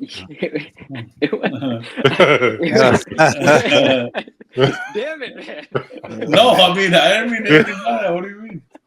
When I first got out of the airport, it was funny, right? I had some time, right? So I get to the airport, I land or whatever, and I'm just exploring the airport. I first walked out, and it was in direct sunlight. I walked instantly back in. That's when I first recognized that it was humid and it was muggy. But then, maybe 30 minutes later, after just messing around on my phone, hanging out inside, I walked out again, and it was in the shade, and there was a cool breeze, and it was a completely different environment. And it's just so dramatic how it shifts between being in the sunlight where there's no wind, and then you're in the shade and it's windy. I don't know how to explain it, but I've never felt such drastic shifts all in the same time. So that was interesting. And that was my first time meeting Justin. So that was incredible. And that just reminded me, and it didn't remind me, it planted the seed that I do need more of that in my life. Like, I'm such a distant person. I'm such a person where, and I still mean this, and my close friends know this, and Justin knows this, and a lot of people know this. Like, if we have a bond, if we have even a brotherly bond, a really close connection, I don't need to exist in the physical space with another individual to feel that closely connected. It could be an emotional connection, family tie, to feel close to someone, I don't need to be in the physical space. But I do recognize and appreciate that a lot of the people that I encounter, they love the physical, presence of their friends. It rejuvenates them, it energizes them. And a lot of people, I won't say need that, but appreciate that. And so, meeting Justin for the first time, I've met very few people from our community, but there's very few people that I'm as close to or have the history that I have with Justin. The things that we've done together, and so consistently, like for a year and a half, we did a show together, right? And and there's very few people that I'm as close to as that. But it did make me feel like I need a little bit more of that in my life. Like, Doom, you and I, we don't go places. No, we don't. I go when there's something to take care of. Like when I went to PSA, it was to go to PSA. When I went to San Diego, it wasn't for the con, it was to be at the PSA dinner. It's like, handle my stuff and get the hell out. I was out the next morning. I was back at the airport at 4 a.m., waiting for my flight at 6. Yeah. And it's kind of no nonsense, right? But being in that environment, having friends around from the social media space, was kind of nice. You know, I was like, all Yeah. right, maybe I could break out of my comfort zone every now and then. You know, it's pretty cool, right? Oh yeah. So I plan on doing it. But I'm very much love staying away from the crowds. But I do yeah, think that every now and then it does feel nice. Even with my own family, like I don't see them all the time, but it's nice when you know you visit family and you're around them. You do forget that connecting I don't know, it's energy or whatever it is. it's like a youthful camaraderie. It's like when you Yeah. used to hang out with your friends, when you used to ride bikes together Yeah. after Yeah. school, like that sort of Yeah. thing. You know, I don't have that in my life. I don't hang out with groups of people watching sports, eating, Yeah. barbecue. I don't do any of that stuff. Yeah. Yeah, it'd be dope, man. And I think it's different too. Going back to what you were saying, Doom. If like it's of a very specific amount of people, and we all agree on who's gonna get together. It's different than you showing up to a place where it's just crowded for no reason. 100%. Yeah, also needs to be purposeful. Like for me, We can do I don't know. We gotta that, figure it out. I mean, Even I will say this about cons. You know, like obviously, like joining the collecting space and then going to cons, and then it becoming like a thing. It's like a part of my life now, where it's like, hey, like I look forward to next year's MegaCon, and looking forward to maybe doing a New York City Comic Con or a San Diego Comic Con. Like, listen, I'm a very stay inside kind of person as well, but this is one of those things that I make the exception for, and Yeah. I haven't met any of these guys, even though we've been talking about it for a long time. I mean, we've known each other for probably going pretty close to 3 years now. Right. But it would be dope to do it as a group. And I mean, again, like we know that we don't go outside, but at least on a collector level, like going out there and maybe meeting some people and shaking hands with a couple of people, artists, or doing little fun things like that for me, it's what I enjoy. Like I'll take time off to go do that and go, kick it with an artist for like, maybe like 20, 30 minutes, whatever time that person has, just like, chat and be like, hey, where were you here? What were you doing? Like, hey, this is dope. Like, what where was your mind at? How old were you? Stuff like that. So, I mean, yeah, man, it's hard because, you do the cards and stuff, but again, like as I go into like further into my collecting, I see like cards for me are very like cold. It's a very cold thing, and comics are a little bit warmer because it's almost like some people obviously grade, but most people like to have them raw and they like to have them in their hand, and it's tangible. Like a card is just like behind like plastic. And even though I love like graded things, like when it comes to like meeting artists and like sharing like stories like that, I like having like a raw book in hand and just going out there. Like, but it does give me anxiety. Like there comes a point where it's like 4 p.m. and I'm like, dude, I gotta go. Like all my signatures are done, all my conversations are had. It's time to leave because it does become a little bit too much. I can't even imagine San Diego. It's probably like 2x what MegaCon is for sure. Bro, I mean, I don't have a comparison, but yeah, it was a lot. And I'm picking up on a lot of what you're saying, and I could imagine that I'd probably appreciate a bunch of that as well. And for me, it's even, the anxiety part, it's like, at a certain point, I got to try to break through it, just throw my hands up and say, fuck it. Like, for instance, if I know it's going to be 85 degrees, I just don't go, And in this case, it was like, it's 85 degrees, but I have to be there. So that element of, fuck it, I'm going to sweat. It is what it is, and you just kind of embrace that. And the only time I really do that is if I'm going to India. I mean, you going to India, you're going to experience a lot of, not the most. Yeah, sweating is going to be the least of your worries. You know what I mean? Exactly. Getting around it's just different, and you just kind of say, well, you change your mindset.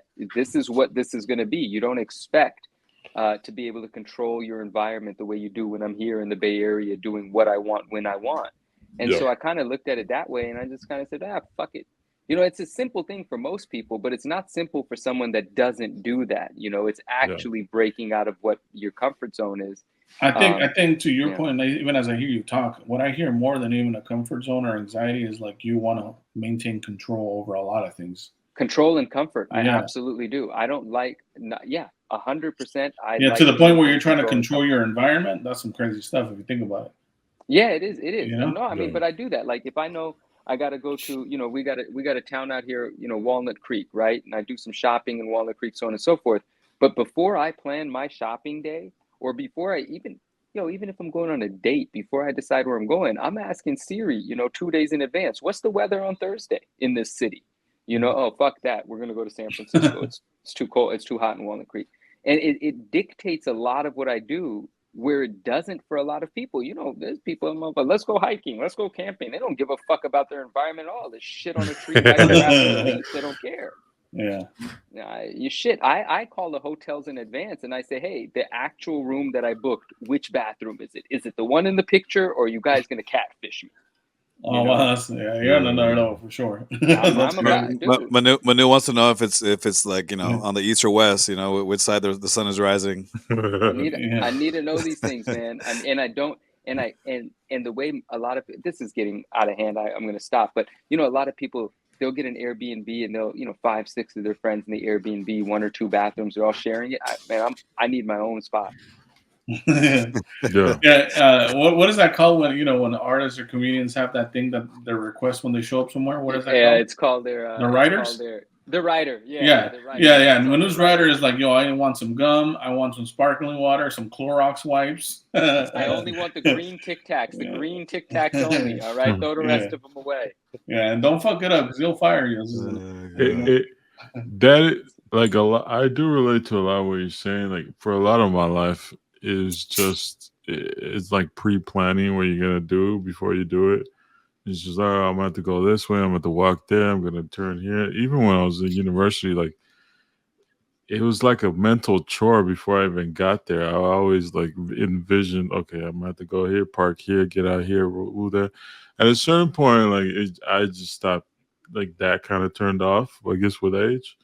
But now it's more like I have a routine, but every now and then I'll like, maybe it's emotionally driven. I don't know. Like some days I like to just react the total opposite way, just to shock the system a little bit.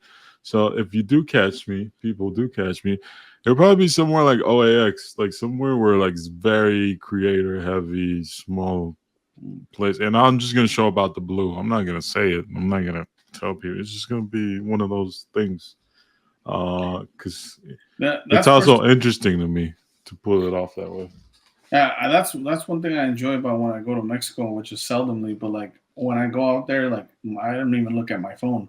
I away embrace just want to get lost in the. I'm just walking. I'm just like I told you, right? Like right away when I send you some photos just so you can see kind of like where I grew up. But you know, I just like to walk around, talk to people. Just it's a different pace of life. It's very similar to San Diego in the sense that everything's a lot slower. It feels like to me, maybe more like Encinitas, Carlsbad area, not San Diego, the city itself, but the surrounding area. And it's just awesome to me. You know, you're not worried about anything. I think also the fact that it affects you when you're trying to control everything, because that also means that you're going to be slower to adapt if shit hits the fan as well. Yeah. You know, because 100%. You saw what happened when people couldn't even get toilet paper. God damn, they were acting like. You know, this thing happens when you have to. You kind of just snap out of it, right? But the most fucked up thing about trying to control your experiences, or let's just say anxiety, is something that Doom was just describing, but said as he got older, he broke out of it. But I think one of the worst side effects of anxiety, or it is anxiety in itself, is you're worrying about things that haven't happened. You know, you're saying, oh shit, if I go there and it is this and it is that, then this might happen and that might happen. So I got to make sure it's not this and it's not that. You are stressing out over an event that may never even happen. Like everything might just go completely well, and you're over here fucking having anxiety over some shit that might not even be a problem. Yeah, you have to take the same route that you talk about that Johnny takes with collecting, but with life. You just gotta embrace whatever goes. I know Doom is pretty big into like the artsier side of like the hobby space.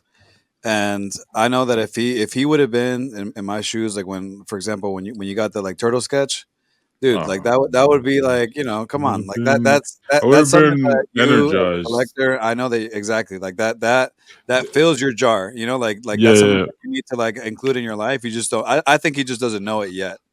No, it also like you can like even like Manusa, like you think you're gonna face all these things. What if this happens? And sometimes it does, and then you feel totally opposite of what you thought you were gonna feel. Yeah, you're totally fine with it. It's Sure. totally You fine. overcome it. You win Yeah, it. it's Whatever not it is. even a thing, right? Like, I don't know what that is, but I've always faced that in my life. Less and less now, older, but it is a thing that I didn't even recognize I had. Like, it was just something I dealt with. Right? I It's- kind of just got more stubborn about it. Like it yeah, might have gotten less and less, but I still was like, fuck everybody. I'm going to do what I want, which actually kind of reinforced yeah, my desires to only be in a place where I'm comfortable, or it's arranged in a way that I would like. So maybe it's not the greatest thing. Who cares? I'll figure it out. I'll speak for myself. It is what it is. I'll figure it yeah, out. yeah, Not to change the subject, but I'm mhm, about to change the subject. yeah. I just want to talk about this briefly because there's something interesting and I think it's worth saying out loud. So you guys saw that CGC lost that Lawsuit? defamation suit. Yes. Yeah. A light And 10 mil? 10 million. Yeah, Like, the jury, the That's light. light 10 million, right? The jury said, they decided they got to pay 10 million, 5 million for damages and 5 million for like additional stuff, emotional damage. I don't fucking know. mhm. Something. But I didn't know too much about this case. And then Swag Yo, did a video on it and really broke it down with the help of this other presser who had looked into a lot of the evidence in the case and had been following it along. But this thing has been going on for 8 years. And Damn. it's really amazing that this restoration company won. And it's really amazing what might have actually gone on. It's still very uncertain. Like, was Matt Nelson right for saying some of the things that he did on public platforms about this company, saying that this company is doing far more restoration than we are able to catch as a company? And that's why it's a defamation case, because Matt Nelson didn't have facts or proof, but what he speculated this restoration company was doing, Matt Nelson was speaking about publicly, which defamed that company. They lost business, they lost credibility, so on and so forth. The thing that I want to bring up, yes, this video is actually a really great video to watch. And the thing yeah, that I want it to is. bring up is the idea that, is Matt Nelson facing possibly getting fired over this so that a company saves face? Because how sometimes you gotta, somebody's head gotta Scapegoat? roll. Like a scapegoat, you're saying? Like it's like, yo, we're doing something about this. Matt Nelson made a mistake, because they put out that statement. They said, this is Matt Nelson's words. We do not stand behind what he said. Oh wow, throw him Right? under the bus. Throw him under the bus. And so it's like, I wonder if this is something like, I wish the best for Matt Nelson. I have no ill will against this individual. I want to hang out with him. I want to have dinner with him. Like, I want to laugh about the shit that we've talked about each other. You know what I mean? But if he loses his job, it's gonna be a trip. That's gonna be really weird to know a CGC where Matt Nelson isn't the guy. Yeah, it's gonna. He's synonymous with CGC, so it's gonna be weird. Now the overview of this story, I watched it. I believe the summary is they're it's a cleaning and pressing organization, right, or a company. Cleaning, pressing, conservation, and restoration. Restoration. And basically CGC said we don't want to grade these books, right? We can't detect certain things. Yeah. And that made a chain effect where a lot of these auction houses also didn't want to Sell allow books that were from that books company. that were linked to them. So it really cost that business a lot of money, right? And credibility in the space. Correct. Right. And it's important that the gentleman in the video, he's not part of the lawsuit. He's not part of the company. He is just a professional in the space that has a pressing and cleaning conservation business. And he was paying attention to some of the details and he was speaking on it. Right. Barry, the comic book presser. Yeah, and the roles they play in, like, it was interesting to hear where he's like, well, my loyalty is to the customer, and the customer wants me to, restore this, or if I have to use paint here or do things that maybe CGC is not going to be too happy with, like I never even factored that, like, their loyalties to the customer. Yeah, and Barry made a good point. Barry was like, look, CGC, Matt Nelson specifically started asking these other people, this other grading company was called, Yeah. I forgot, but he was asking, he was like, he was asking them, hey, I need you to tell me what you've done. Yeah. Essentially admitting that they can't detect the level of restoration because they're so advanced with it and they're using such such a fine process. And he said, I need you to tell me what you guys have done. And they took the stance of, what the fuck are you talking about? You're a company that literally says you're going to tell us what's on this book. What you We find. don't have to tell We don't you have to what tell we you. did to a book. It's almost like the patient, what do they call that? Where the therapist can't talk about the patient, details, right? They have to, like, they're not even supposed to give you details. Why would we tell you there's things for you to look at? That's your job, is to point it out. It's exactly right. It's like, we're not going to help you. That's what we're paying you for. This is what you do. You say that you don't need us to tell you what we've done for you to, what's the word? Not determine, but to detect something. Yeah. And if you can't detect it, well, then it's essentially not fucking there, right? So why would we tell you? Yeah. It's a really interesting situation. Yeah. But they're appealing it. They're gonna try to with fight that being said, I know that CGC was having the thing with this the pressing and the cleaning, but PSA obviously they're going to go through the same motion. No, they're going to press. They're going to be tested for sure. Yeah. Yeah, they're going to be pressing books. Yeah. And that's an interesting thing because people are like, wait a second, you guys just took this position against pressing and cleaning cards where you'd look down on it. But in comic books, you're okay with it. Now, honestly, obviously, PSA had no choice but to be okay with it. Why? Because those are two different communities. The card community hasn't accepted it. So there's that. The comic book community has more than accepted it. It is completely natural. It's embraced. It's normal now, yeah. It's normal. PSA is not going to stand against that. Like, no, they can't. That's a part of, that's everything, that's happening here. So they are hiring pressers. They're figuring out that. But most comic book people press their own stuff anyway. But I'm sure their pressing division will still get business, I'm sure. Yeah. Yeah, that's interesting. Yeah, because they hold that position with the cards. And now they're getting presser cleaners for their comics, so yeah, that's interesting. I'd also be like curious if certain people use certain techniques or whatever. If it's gonna is it gonna come out altered? I'm curious to see that side of it too. Because that may be a factor. If people are restoring books. Listen, there's people that restore books. They'll take purple labels and turn them into blues. You know that. Absolutely. They find old staples. They do the replacement. They make literally magic happen. So absolutely, I'm curious to see if CGC's been doing it for so long. Where does PSA fall into when it comes to determining if this is actual restoration, if all that good stuff. I'm sure mistakes are going to happen. I mean, naturally, right? The mistakes will obviously happen in the beginning, but I'm curious to see where they end up long term on that.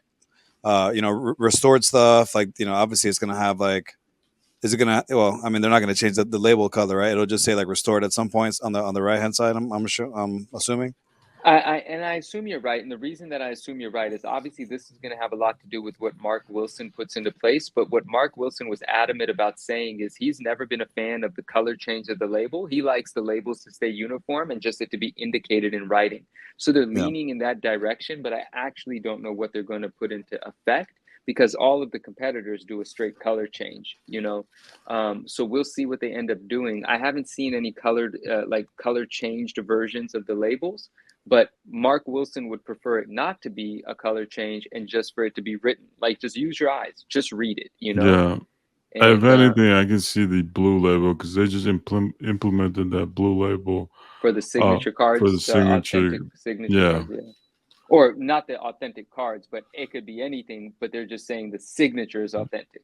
Yeah, signature is authentic, not the actual item. Yeah, they're not even claiming to know squat about the actual item. That's up to you to know. Blue just means the signature is legit. Yep. Yeah, it's going to be fascinating. So that defamation case was fascinating for that to hit. I'm glad that Swag did a video about it. There's something I can't say, but I'll tell you once we're done recording. There's some interesting stuff about that I do want to tell you. There's actually some interesting stuff that I want to tell you about Ken Golden too, but I can only tell you when the recording starts. Oh, nice. I know we talked about this prior to. I think you want to bring it up, Manu. It's about the post you did today. I think there was something, I don't recall, but I was really enjoying everything that came in as a result of that post. And I got some pretty interesting trade offers today as well, including one that I never expected getting, which was this 9.8 for a whole bunch of lower grade newsstand Ultimate Fallout 4s.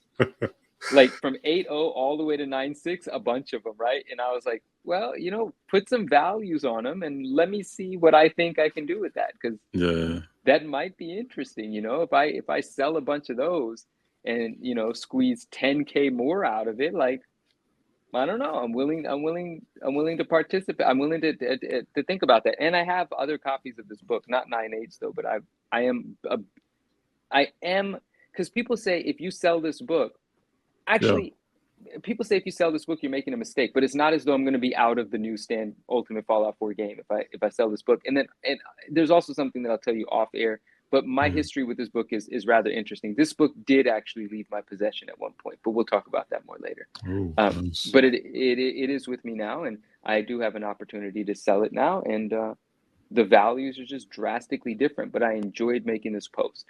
And you know, we got all kinds of things on here. We got people that say hold it until it's 100K. We got people that say it's 50. We got people that say it's worth 9,000. We got some people that don't read and they think it's just the direct edition, and they're like, this is $700. It's one of those posts that tells you a lot about your audience. Yeah, but look at people had a lot to say. Like those comments are not just a thumbs they're up. Essays. You know, a lot.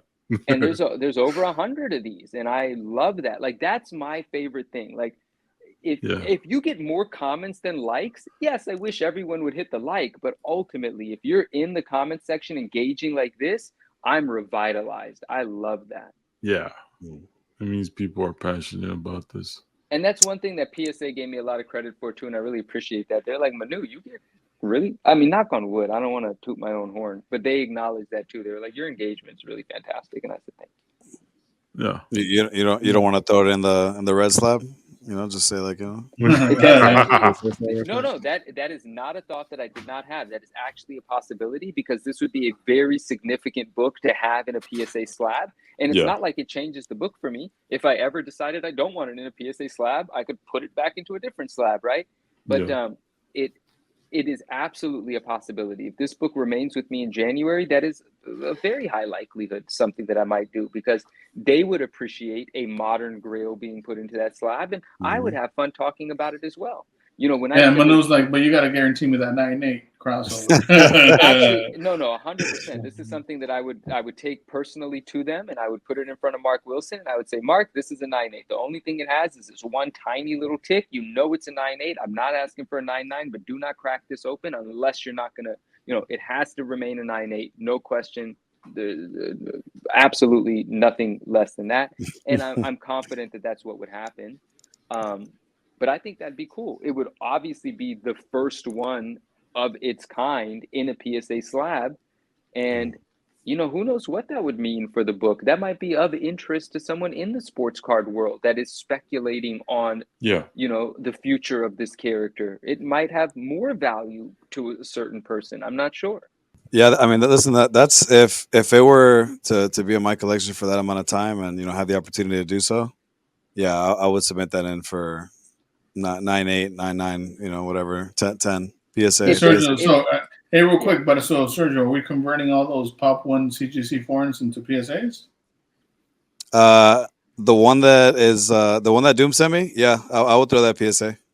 No, all of them in general, the ones you've already. All of them. You got to get that uniformity. Nah, I don't really. I like the ununiformity of it. I like having Robert. You know, yeah, because like sometimes, like, you know, I like to crack the books open, man. You know, like I love a slab book. You know, and I feel like if you buy a slab book, it's because it's a book that should be slabbed, right? Like, but you know, I like having raw books too, man. No, of course. Yeah, I like having raw books too. I think that in a PSA 10, you know. Hey, listen, if PSA, you know, gives a little leeway on the cards, maybe they give you some leeway on the comic, and maybe. But I don't know how I would feel about that. You know what kind of person I am. Like, I don't know how I would feel about that. Just embrace it, you know. You know, it's like, come on, I got a little color broken ticket. You're gonna give me a 10? Oh man. No, you don't Even want though that. Matt Nelson says 9/9s can have a color break, what an absurd thing to say. But Manu's not like that. He would send it back. He goes, "Give me that 9/8. I don't want this 10." Yeah, man. What a, but this was a fun post. It started some really great conversations. I was having conversations about the book for the past couple of days because I put a story post up that said, this is available. If you seriously want to talk about it, let's talk about it. And a lot of people talk to me about it, right? But people are confused. They don't know what to pay for it. I feel like that answer is a shortcut. That guy at Godly Comics, worth what someone's willing to pay. Yeah, of course. Right, and and a lot of people, and I get that answer, but when you're saying that, in a snarky sort of way, I knew that was going to come. That's why in my caption it says, I simply said, what is it worth? And then I said, of course it's worth what someone's willing to pay. So maybe I should pose a better question. And that question is, what would you price it at if you were selling it? Yeah, that's when everything switches, Exactly, right? Because I get it. I said that too. I put up that reel not too long ago from Sean at Reserved Investments. And he said, so the next time someone asks you what something's worth, tell them the truth. It's worth what someone's willing to pay at the given time that it comes to market, which is the truth.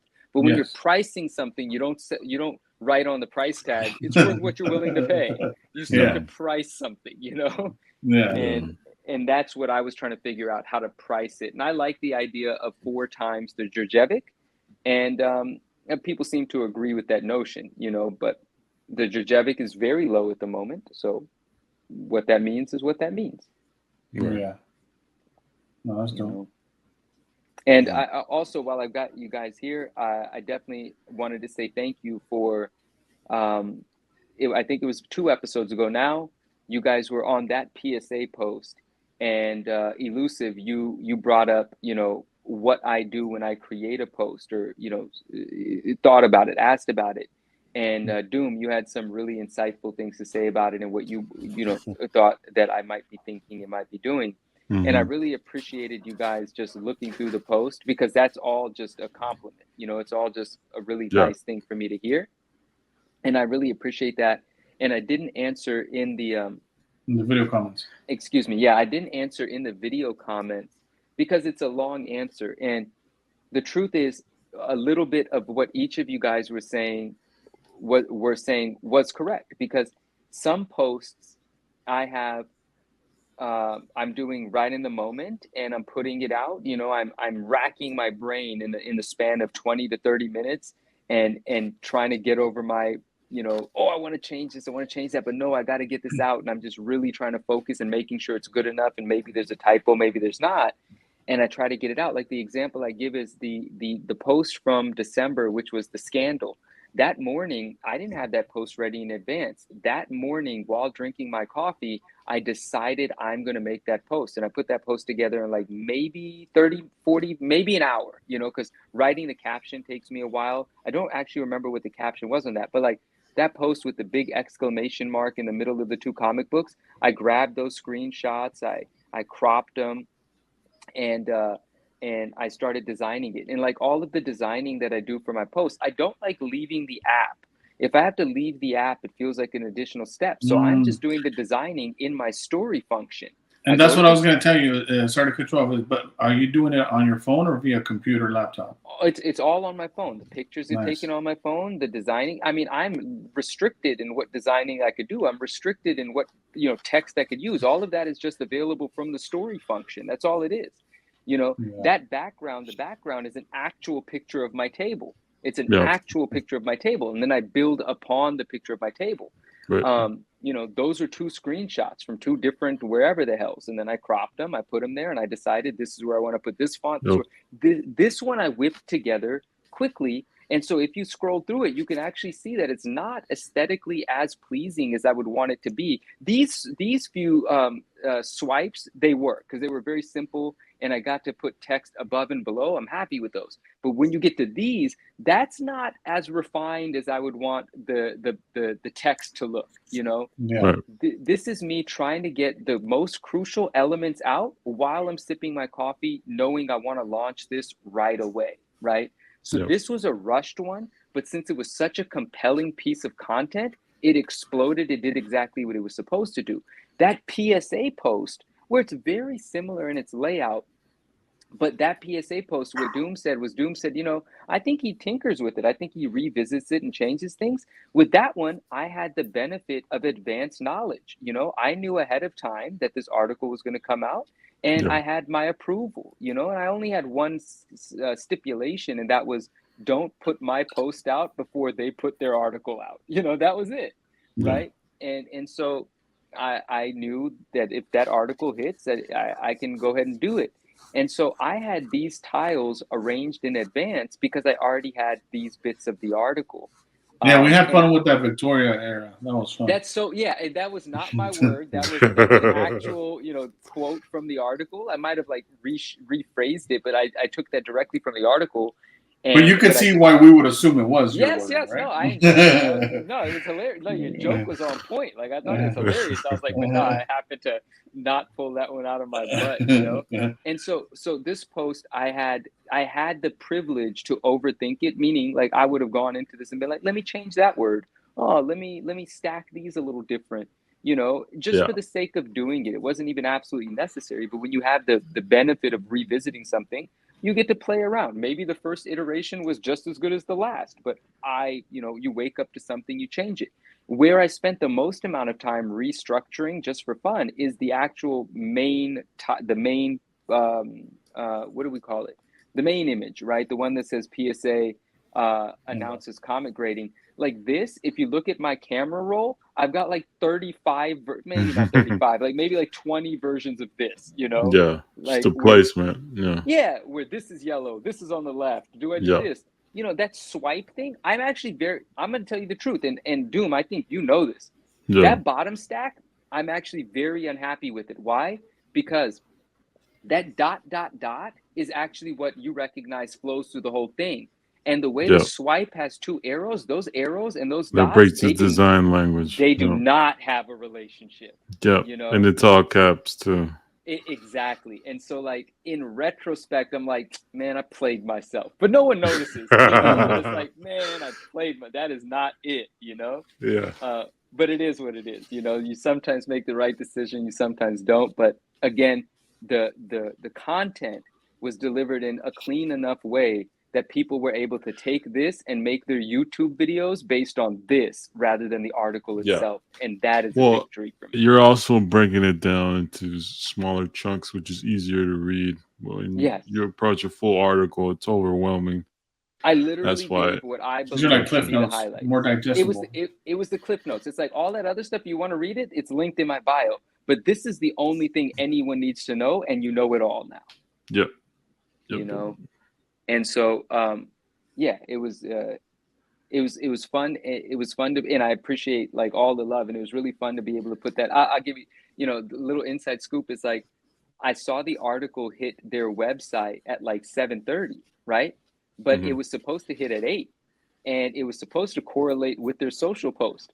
So I DM'd Elizabeth, and I was like, I see the article. I don't see your social. I don't see it on your social channels. I hope I'm not making a mistake. I'm about to post mine. I'm sorry if I'm doing anything wrong, you know? And I waited like 10 minutes, and I was like, I can't wait anymore, because if anyone gets one out before me, I'm going to be pissed. Yeah. So I hit share, and then she responded a little later. She was like, go ahead, share it. I was like, thank you. I already did, you know? And so it worked out beautifully because it was the first one out of the gate. And I was just comparing the metrics of this post, not to anyone else in the comic book space, but I was comparing it to the first post that Jeff from Sports Card Investor put out, because he's got a huge audience. The first page he put his post out on has, you know, 250,000 followers. And he did outpace me in likes, which he should, but he only got 200 more likes than me. But he's got 20 times the audience than me, you know, more than that. But then someone was like, oh, but he doesn't have a comic book audience. But actually, that doesn't play into it, because he's got a PSA audience. Because if you look 2 posts below that, he had a post about Fanatics, which is very much in line with his core audience. And that Fanatics post didn't do as well as the PSA post, meaning there was still a lot of interest in that PSA post. And, you know, proportionally, I outperform that post, which makes me very happy. And one thing that you guys can't see here, because I don't think you could, since it's not a reel, you guys can't see the insights on it. I'll tell you one of my favorite parts about this post, which I had a feeling it would do well, and I was obviously hoping that it did. But when I hit view insights, one of my favorite parts is it's shared 424 times.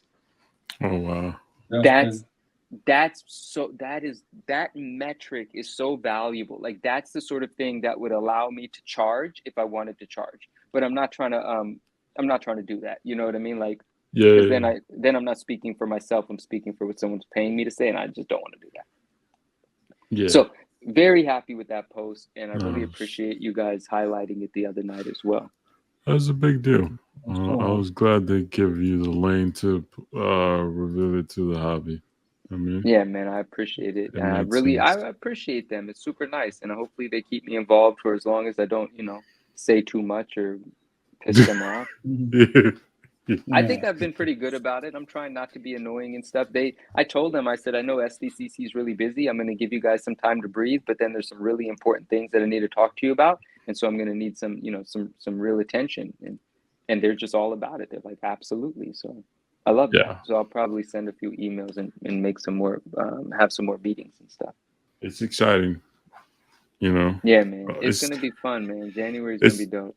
It's not, and I know some people are, don't even care about the grading aspect, but I think just being in the collectibles hobby is just interesting when something new pops into the market and the potential it has to the impact it has, right? Again, like I was saying, it's a different audience, so it's going to be interesting to see what people gravitate towards to and want to slab and what type of maybe new collectors enter the space on the comic book side.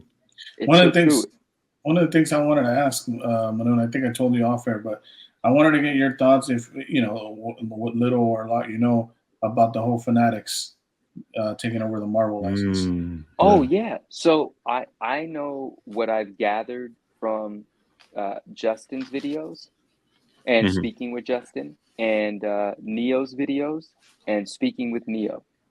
And one of the things Neo's Neo is super, like, he's very he has a lot of control over what he says. He's not comfortable right now saying for sure what's happening, so he's always like, this is what but it seems all very, very for sure. Right? But the last time I spoke to him, he was like, it's all but certain.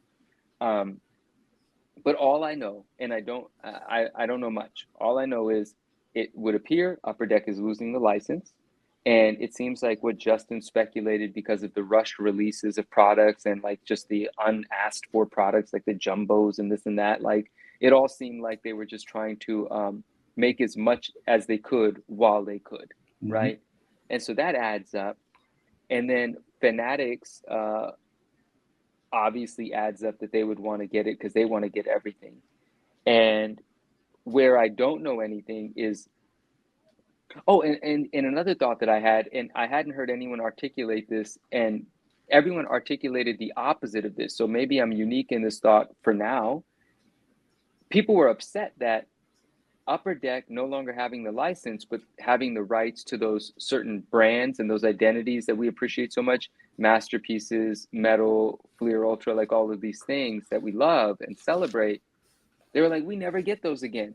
I looked at that as a positive, kind of like what we were talking, the joke I made about hanging up the 9.9 jersey if they do away with the grade, right? That's like paying respect to that. It's like, okay, go ahead. We're hanging up the jersey of Marvel Masterpieces. So that means to me, that lends the sort of significance I like to everything that already exists. It makes it now historically significant rather than some shit that you could just freaking produce. I hate newly produced stuff. It's all bullshit to me. It doesn't mean anything yet. Correct. Exactly. Like, even though it's dope and all that, like, it still doesn't have the same, whether it's nostalgia built in yet, because it hasn't stood the test of time. So what you're saying is that makes sense. The stock of those things are going to raise because now they can't be produced anymore. So now they do have some more inherent value. That was exactly my thought. My thought was this makes them more special because this means they won't happen again. And That's and right, I understand that DC will have masterpieces, but DC masterpieces, even though it's using masterpieces, lives in a different lane than a Marvel. You know, that it feels like Marvel masterpieces is being retired, and I fucking dig that. Is that actually what's happening? I don't know, because now there's conversation about, you know, like partnerships and like allowances, and I really don't know what any of that shit is. I won't know what it is until it actually, you know, publicly they talk about what they can and can't do. But if this is the retirement of those brands, I actually really appreciate that. Yeah. Yeah, I mean, yeah, it makes them more coveted in theory. Like people would want to go back also and look into the legacy it has and collect. I mean, there's still tons to collect if you want to get it. I don't. I think the negative reaction is just people don't like change, right? So it's a tough thing to get used to. What Neo was saying, he was like, you know, they got Tops over there, and Tops does a lot of this shiny parallel, like crazy parallels. And I was like, but that's what platinum is. Yes. And he said, no, exactly. He said, so get ready for everything being like platinum. Platinum, right. Wow. Okay. Which makes platinum less special in that case. Yeah. Yeah. Which is why I don't understand the enthusiasm behind like just wanting change for change purpose only. But you know, I'm sure it's going to be interesting to see again what they do and how that changes the audience too. There might be a different audience collecting Marvel cards now. So yeah, there really might be. But then part of it where I can't help but feel sad about is that I don't know anything about Michael Rubin like on any real level, but he just seems to me like, and this is not a bad thing. This is just an observation. He's a billionaire that wants to make more billions. I don't think he actually cares about any of this stuff. Yeah. And that's sad, you know, because to have someone at the top, where I could be wrong, but that just wants to become more successful, that's not really conducive to the collector getting, you know, good feeling. What they collect, right? Which you know, again, you take for granted what you have, and you know, even what Upper Deck wasn't perfect, but Upper Deck wasn't perfect. They weren't perfect. At least we were able to still, even though I think their distribution was flawed, there was, you know, a few main hubs that you can buy through, and they kind of control the value system. Mm-hmm. But then apparently the concern with Tops is we're only going to be able to buy everything through breakers. Yeah, it changes the whole dynamic of the experience of collecting in Marvel cards. You're used to just, you know, having the physical and the e-pack. Are they even going to have a digital platform? Like, is it only going to be through breaking now? Like, it's going to change everything. So it's going to be interesting. It is going to be interesting. And, but, you know, we'll bring on the Upper Deck DC stuff. Let's see. Yeah, I mean, at least they got DC. And all the people who... good looking stuff, man. Yeah, people who didn't like DC might like DC now because they don't have another option. Yeah, it's going to be some good looking stuff. I know I reacted to your story the other day, and I said, man, everything associated with that animated series is just so on point. The vibe, the era, it's crazy. Speaking of animated series, I don't want to get too deep into it, but I will say that I watched the first 2 episodes of the Cape Crusader. Yeah.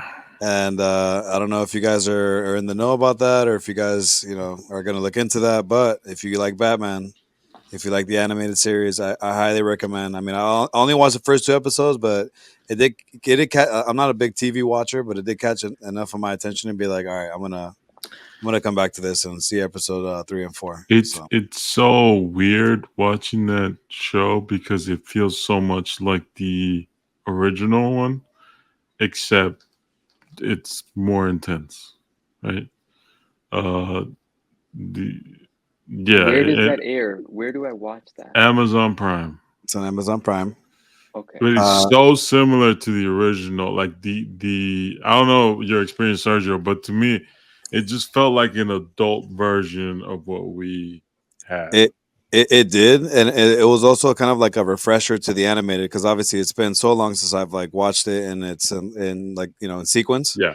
Yep. And watching the Cape Crusader, it was like a refresher because it takes you back to year one. Like nobody knows who Batman is. Right. Like This is it's not about even knowing that it's Bruce Wayne. Batman is not like a thing.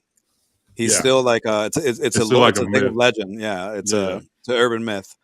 So to watch it like again, like kind of from year one, it was very interesting to see like the development of the characters in the first two episodes.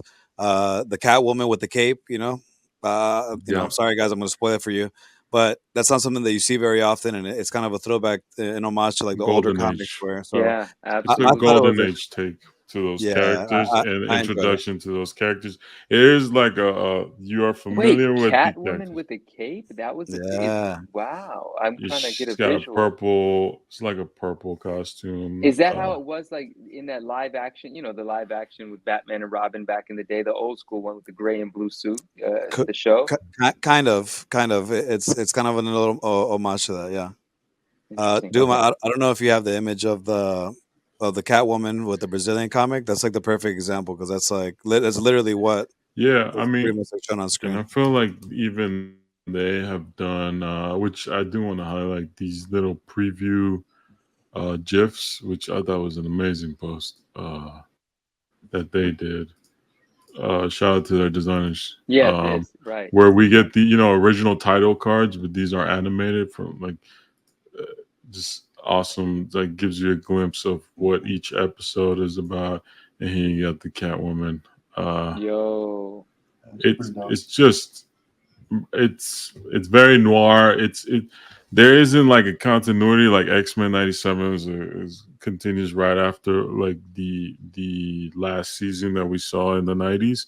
This is the same characters, but it's a different time period. It's an earlier time period, so it's not direct like continuing what it did, but it is similar. The noir style and the approach they did is an updated version of that. With, and I'll say, like it's got some dark concepts in here. Like it's not, it's definitely a little grown up. Not Yeah, too crazy, DC's but it's just elevated. they're sophisticated. It's more sophisticated than the Marvel Yeah. stuff. Yeah, I definitely have to check this out. I mean, I don't mean to brush through this, but I still got to catch up with these ones. This one, I'll definitely kill in one sitting, not like the X-Men. Even though I'm an X-Men guy, but I'm definitely a Batman guy before X-Men. I'm just gonna throw that out there. Here goes Catwoman. That's that's golden age era. Yep. Well, Man, that looks awesome, and the voices, I think that they played it smart. They chose the voices wisely. Obviously, again, like and I know we said this before, but Bruce Timm, Matt Reeves on here, so yeah, it's good, man. I enjoyed it a lot. I'm definitely gonna finish watching the other two. That Catwoman is awesome. She's got like a dress on. I'm not familiar with that Catwoman. Yes, the Golden Age one. This is Harley Quinn is a new, like, obviously she wasn't around the Golden Age, so they imagined it in a different concept. So, but yeah, it's really awesome world building and just the intro itself. So, I mean, that's hard. Yeah, J.J. Abrams. Yeah. That's the Batmobile elusive. I'm sorry, it's a hot rod. Yeah. That's cool. I'll take it. And you know how you used to like Batman and like sitting down with his computer and gadgets. Oh, he's going to the library? He's got the library card? Bro, he's got a whole file system and he's just drawing on like his PSA board. Labels? Yeah. It's year one. That's dope, man. I need to see it. Yeah, I need to see this, man. Hey, man, I don't mean to rush, but let's get to these anti-shout-outs and shout-outs. Take it away, guys. Take it away. Yeah. No, you're the guest. You're the guest, and you got to start with that. And you got to. And you got to open and close. You're the closer. We'll let Manu close it. Like we gotta let him figure out what he's gonna shout out or not. We definitely have to have an anti-shout-out in there, though, right? Shout out to Nathan. I know he's he decided to open up the hobby hangout and make it to a Discord. So if you're familiar with the Facebook group, there's a Discord now, and you can be part of that.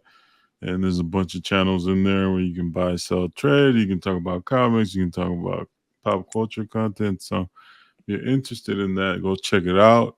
I think he posted a link in the Facebook group where you can just go directly into the Discord.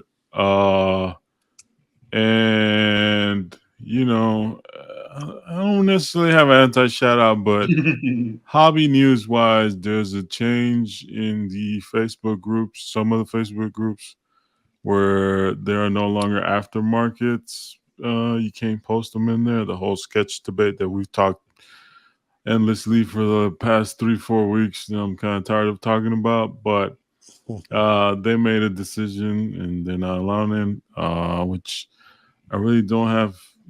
Everyone knows my opinion. I don't think it's a negative thing, but I respect some of those people who are moderators in that group, and look, they have their reasons. It's a private group, so if you want to be part of it, you just got to follow the rules, and it is what it is.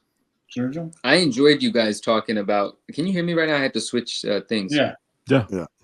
I definitely enjoyed you guys talking about your opinions on that pack hold. I mean, we won't reawaken the conversation. It's a fun one. I've already heard it. But pack hold versus, what do they call commission or aftermarket, whatever the other terms are, right? Just that was an enjoyable conversation. Part of me did want to say, like, but who are the people that are protecting the values of I want to know the names. Oh, that's remember you got to sign up for the paid version. That's true. That's true. Or when we just stop recording. Yeah. Wink. Yeah. Let me see. And shout out, anti shout out. Yeah, it's a tough one, man. Listen, I've been I keep saying it, but I've just been so like detached. You know what? Anti shout out to the people that try to infringe on your rights. Do what you guys want. Collect what you want. Collect how you want. If you get your hands on an AP and you get an opportunity to get a sketch from somebody, and that's what you want to do, go for it, man. I'm just over the whole like the one thing that the Marvel card hobby space sometimes bother me. People are very opinionated. Just do me a favor. Just keep it to yourself and let me collect how I want to collect. Because you can do whatever you want and whatever you do in your space. So that's my anti shout out to the people in the hobby out there. No, for sure. As a shout out, man, I don't know, man. Shout out to you guys. The people. Sure. Shout out to the people that for sure. I definitely enjoy their efforts in the hobby space, man. You guys know who you are, so big shout out to you guys and everyone else. Nice. Again, trying to infringe on your rights. We're gonna keep it the PG version. I don't want to say it. I'm gonna pass the baton over to Mr. Elusive. I'm gonna shout out Constantine, Interglobal. Okay. We're gonna do an episode of Cards and Coffee. It's long Nice. overdue. Nice. He's been a long time supporter. Like, you want to talk about people that have been supporting us from like since we started posting. Yeah, he's definitely a day oneer. So That's my guy. that. Yeah, he reached out to me. Sorry, bro, I haven't got back to you as far as the scheduling, but we're definitely gonna make that happen. And then another thing that I have on the works, shout out to RMS Collects, shout out to Soul Collectibles, shout out to Retrospecs, Brian Marvel Cards Up, shout out to Victor, even though he's in his feelings. And shout out to you, Manu. Like we I want to do a 2-parter State of the Hobby. So you coming back as a guest again, but we're going to discuss different topics, a little bit more of market talk and where you see things going. So looking forward to that as well. And today I'm in a good mood, so there's no anti shout outs today for me. No, man. Wow. Oh. Nice. It's me? It's your turn, Manu. Oh, well, okay. I don't know if I have any. I might have a creative anti shout out. I got to decide how to phrase it. But first shout out to you, fine gentlemen. Thank you for having me on. Thank you for always having great conversations. Even when I'm not on, I'm listening and I enjoy it. So I really appreciate that. And same RMS, Soul, absolutely. Shout out to them. Also, shout out to a graded gamer, Amanda. Something unexpected but so pleasant. I'll tell you, it was really interesting. So we're at the PSA dinner, and Elizabeth was sitting next to Justin. They were talking, and I was standing up speaking to the head of communications at PSA. His name escapes me. I have it in my notes. It escapes me at the moment. But out of my peripheral, I saw Justin speaking to Elizabeth, and I didn't recognize a change. And, maybe 5-6 minutes later, I'm done having my conversation. I actually look to the right, and it's not Elizabeth sitting there anymore. It's Amanda sitting next to Justin. It's Rated Gamer. And I couldn't believe it, right? Because I didn't know she was going to be there. And I did have a feeling, because there was some communication we had that hinted that she knew, stuff. And apparently an arrangement, anyway, she was obviously there, so she knew stuff. And I thought that was really amazing, because I get along with her really well. I've done business with her in the past. I'm a big supporter and fan of hers. And that was my first time meeting her in person as well. So shout out to Amanda, Great Gamer. That was fun. Shout out to the whole PSA. I wish them the best success. That's great. Big shout out to Justin. That was an incredible time that we had together. And everyone that I connect with, you guys know who you are. Huge shout out. I love our community, and I appreciate all you guys. Anti shout out. I've been dealing with a lot of liars lately, and I won't put it's that's just a general thing. There's just it's a shout out. It's an anti shout out, but it's a shout out, because what's really great is when I know someone's lying and I don't tell them I know. I don't want them to know that I know. I just want to know that I know. Yeah. Because that. I wish I was more like you on that one, man. I gotta let them know I know. Bro, there was something that came up today, right? And listen, no one owes me anything, right? But they could have gone about it just a very direct. It could have just been direct with me, right? And it was very foolish on their part to assume that it wouldn't get back to me, because I'm very obsessed with the stuff that I'm obsessed with, and I know everybody involved with certain things. And it was offensive to me that they thought that I wouldn't figure it out. It's like, wow, you're dumb because you thought I was dumb. That's amazing. It's funny how that's the part that always bothers us, the fact that you thought we were stupid. Right? It's like what the it's like I'm not being nice to you because I love you or something. I'm being nice to you as a courtesy, you fucking idiot. Now you fucked that up. It's Talk that shit, man. Huh? Talk that shit. But and then what was amazing about that is well, now when I had previously, felt like I could do something nice for this person, let me inform them of this, let me help them with this. Yeah, I helped them make a good amount of profit not too long ago. And I do these things because it's like, oh, I like this guy. We talk, he seems friendly, he seems forthright with me, and it doesn't affect me to help him out, so I will. But now it's in my back pocket that I don't have to do that anymore. And I'm not going to go through to any lengths. And in fact, it's not like I'm going to take pleasure out of keeping opportunities away from them, but I'm certainly not going to present them to them. Mm-hmm. And it just means it's one less person that I got to worry about making sure other people I know do right by. Fuck it. You're on your own now, Yeah. Tough shit. You know what? I'm never gonna let him know that I know. I'm just gonna keep it in my back pocket that's the sort of shit that he does, and I'm never gonna do him any favors. So as far as I'm concerned, he lost. Bro, you got me hyped up. I got an anti-shout-out after all. Fuck it, let's go. Anti-shout-out Charles, Stacking Gems. What's going on with you, Stacking Gems? You're always getting our attention in the comments. You know what I'm saying? You got to hop on the podcast talking shit about us, just talking 9 hours about the artwork. Come on, hop on. We'll talk about Bitcoin for 12 hours. How about that? He wants that smoke. He wants to be on there, man. Yeah, he does. Come on, Charles. Don't be ducking us like Andrew. You know what I mean? Shout out to Andrew. Oh, wow. Yeah. Get Andrew on here, though. Man. Yeah. Listen, we've tried, but we've tried. We tried to get him on. Which is crazy. He says he fucks with us. You know what I mean? But his actions speak. Yes, you can't bully people to get on the show.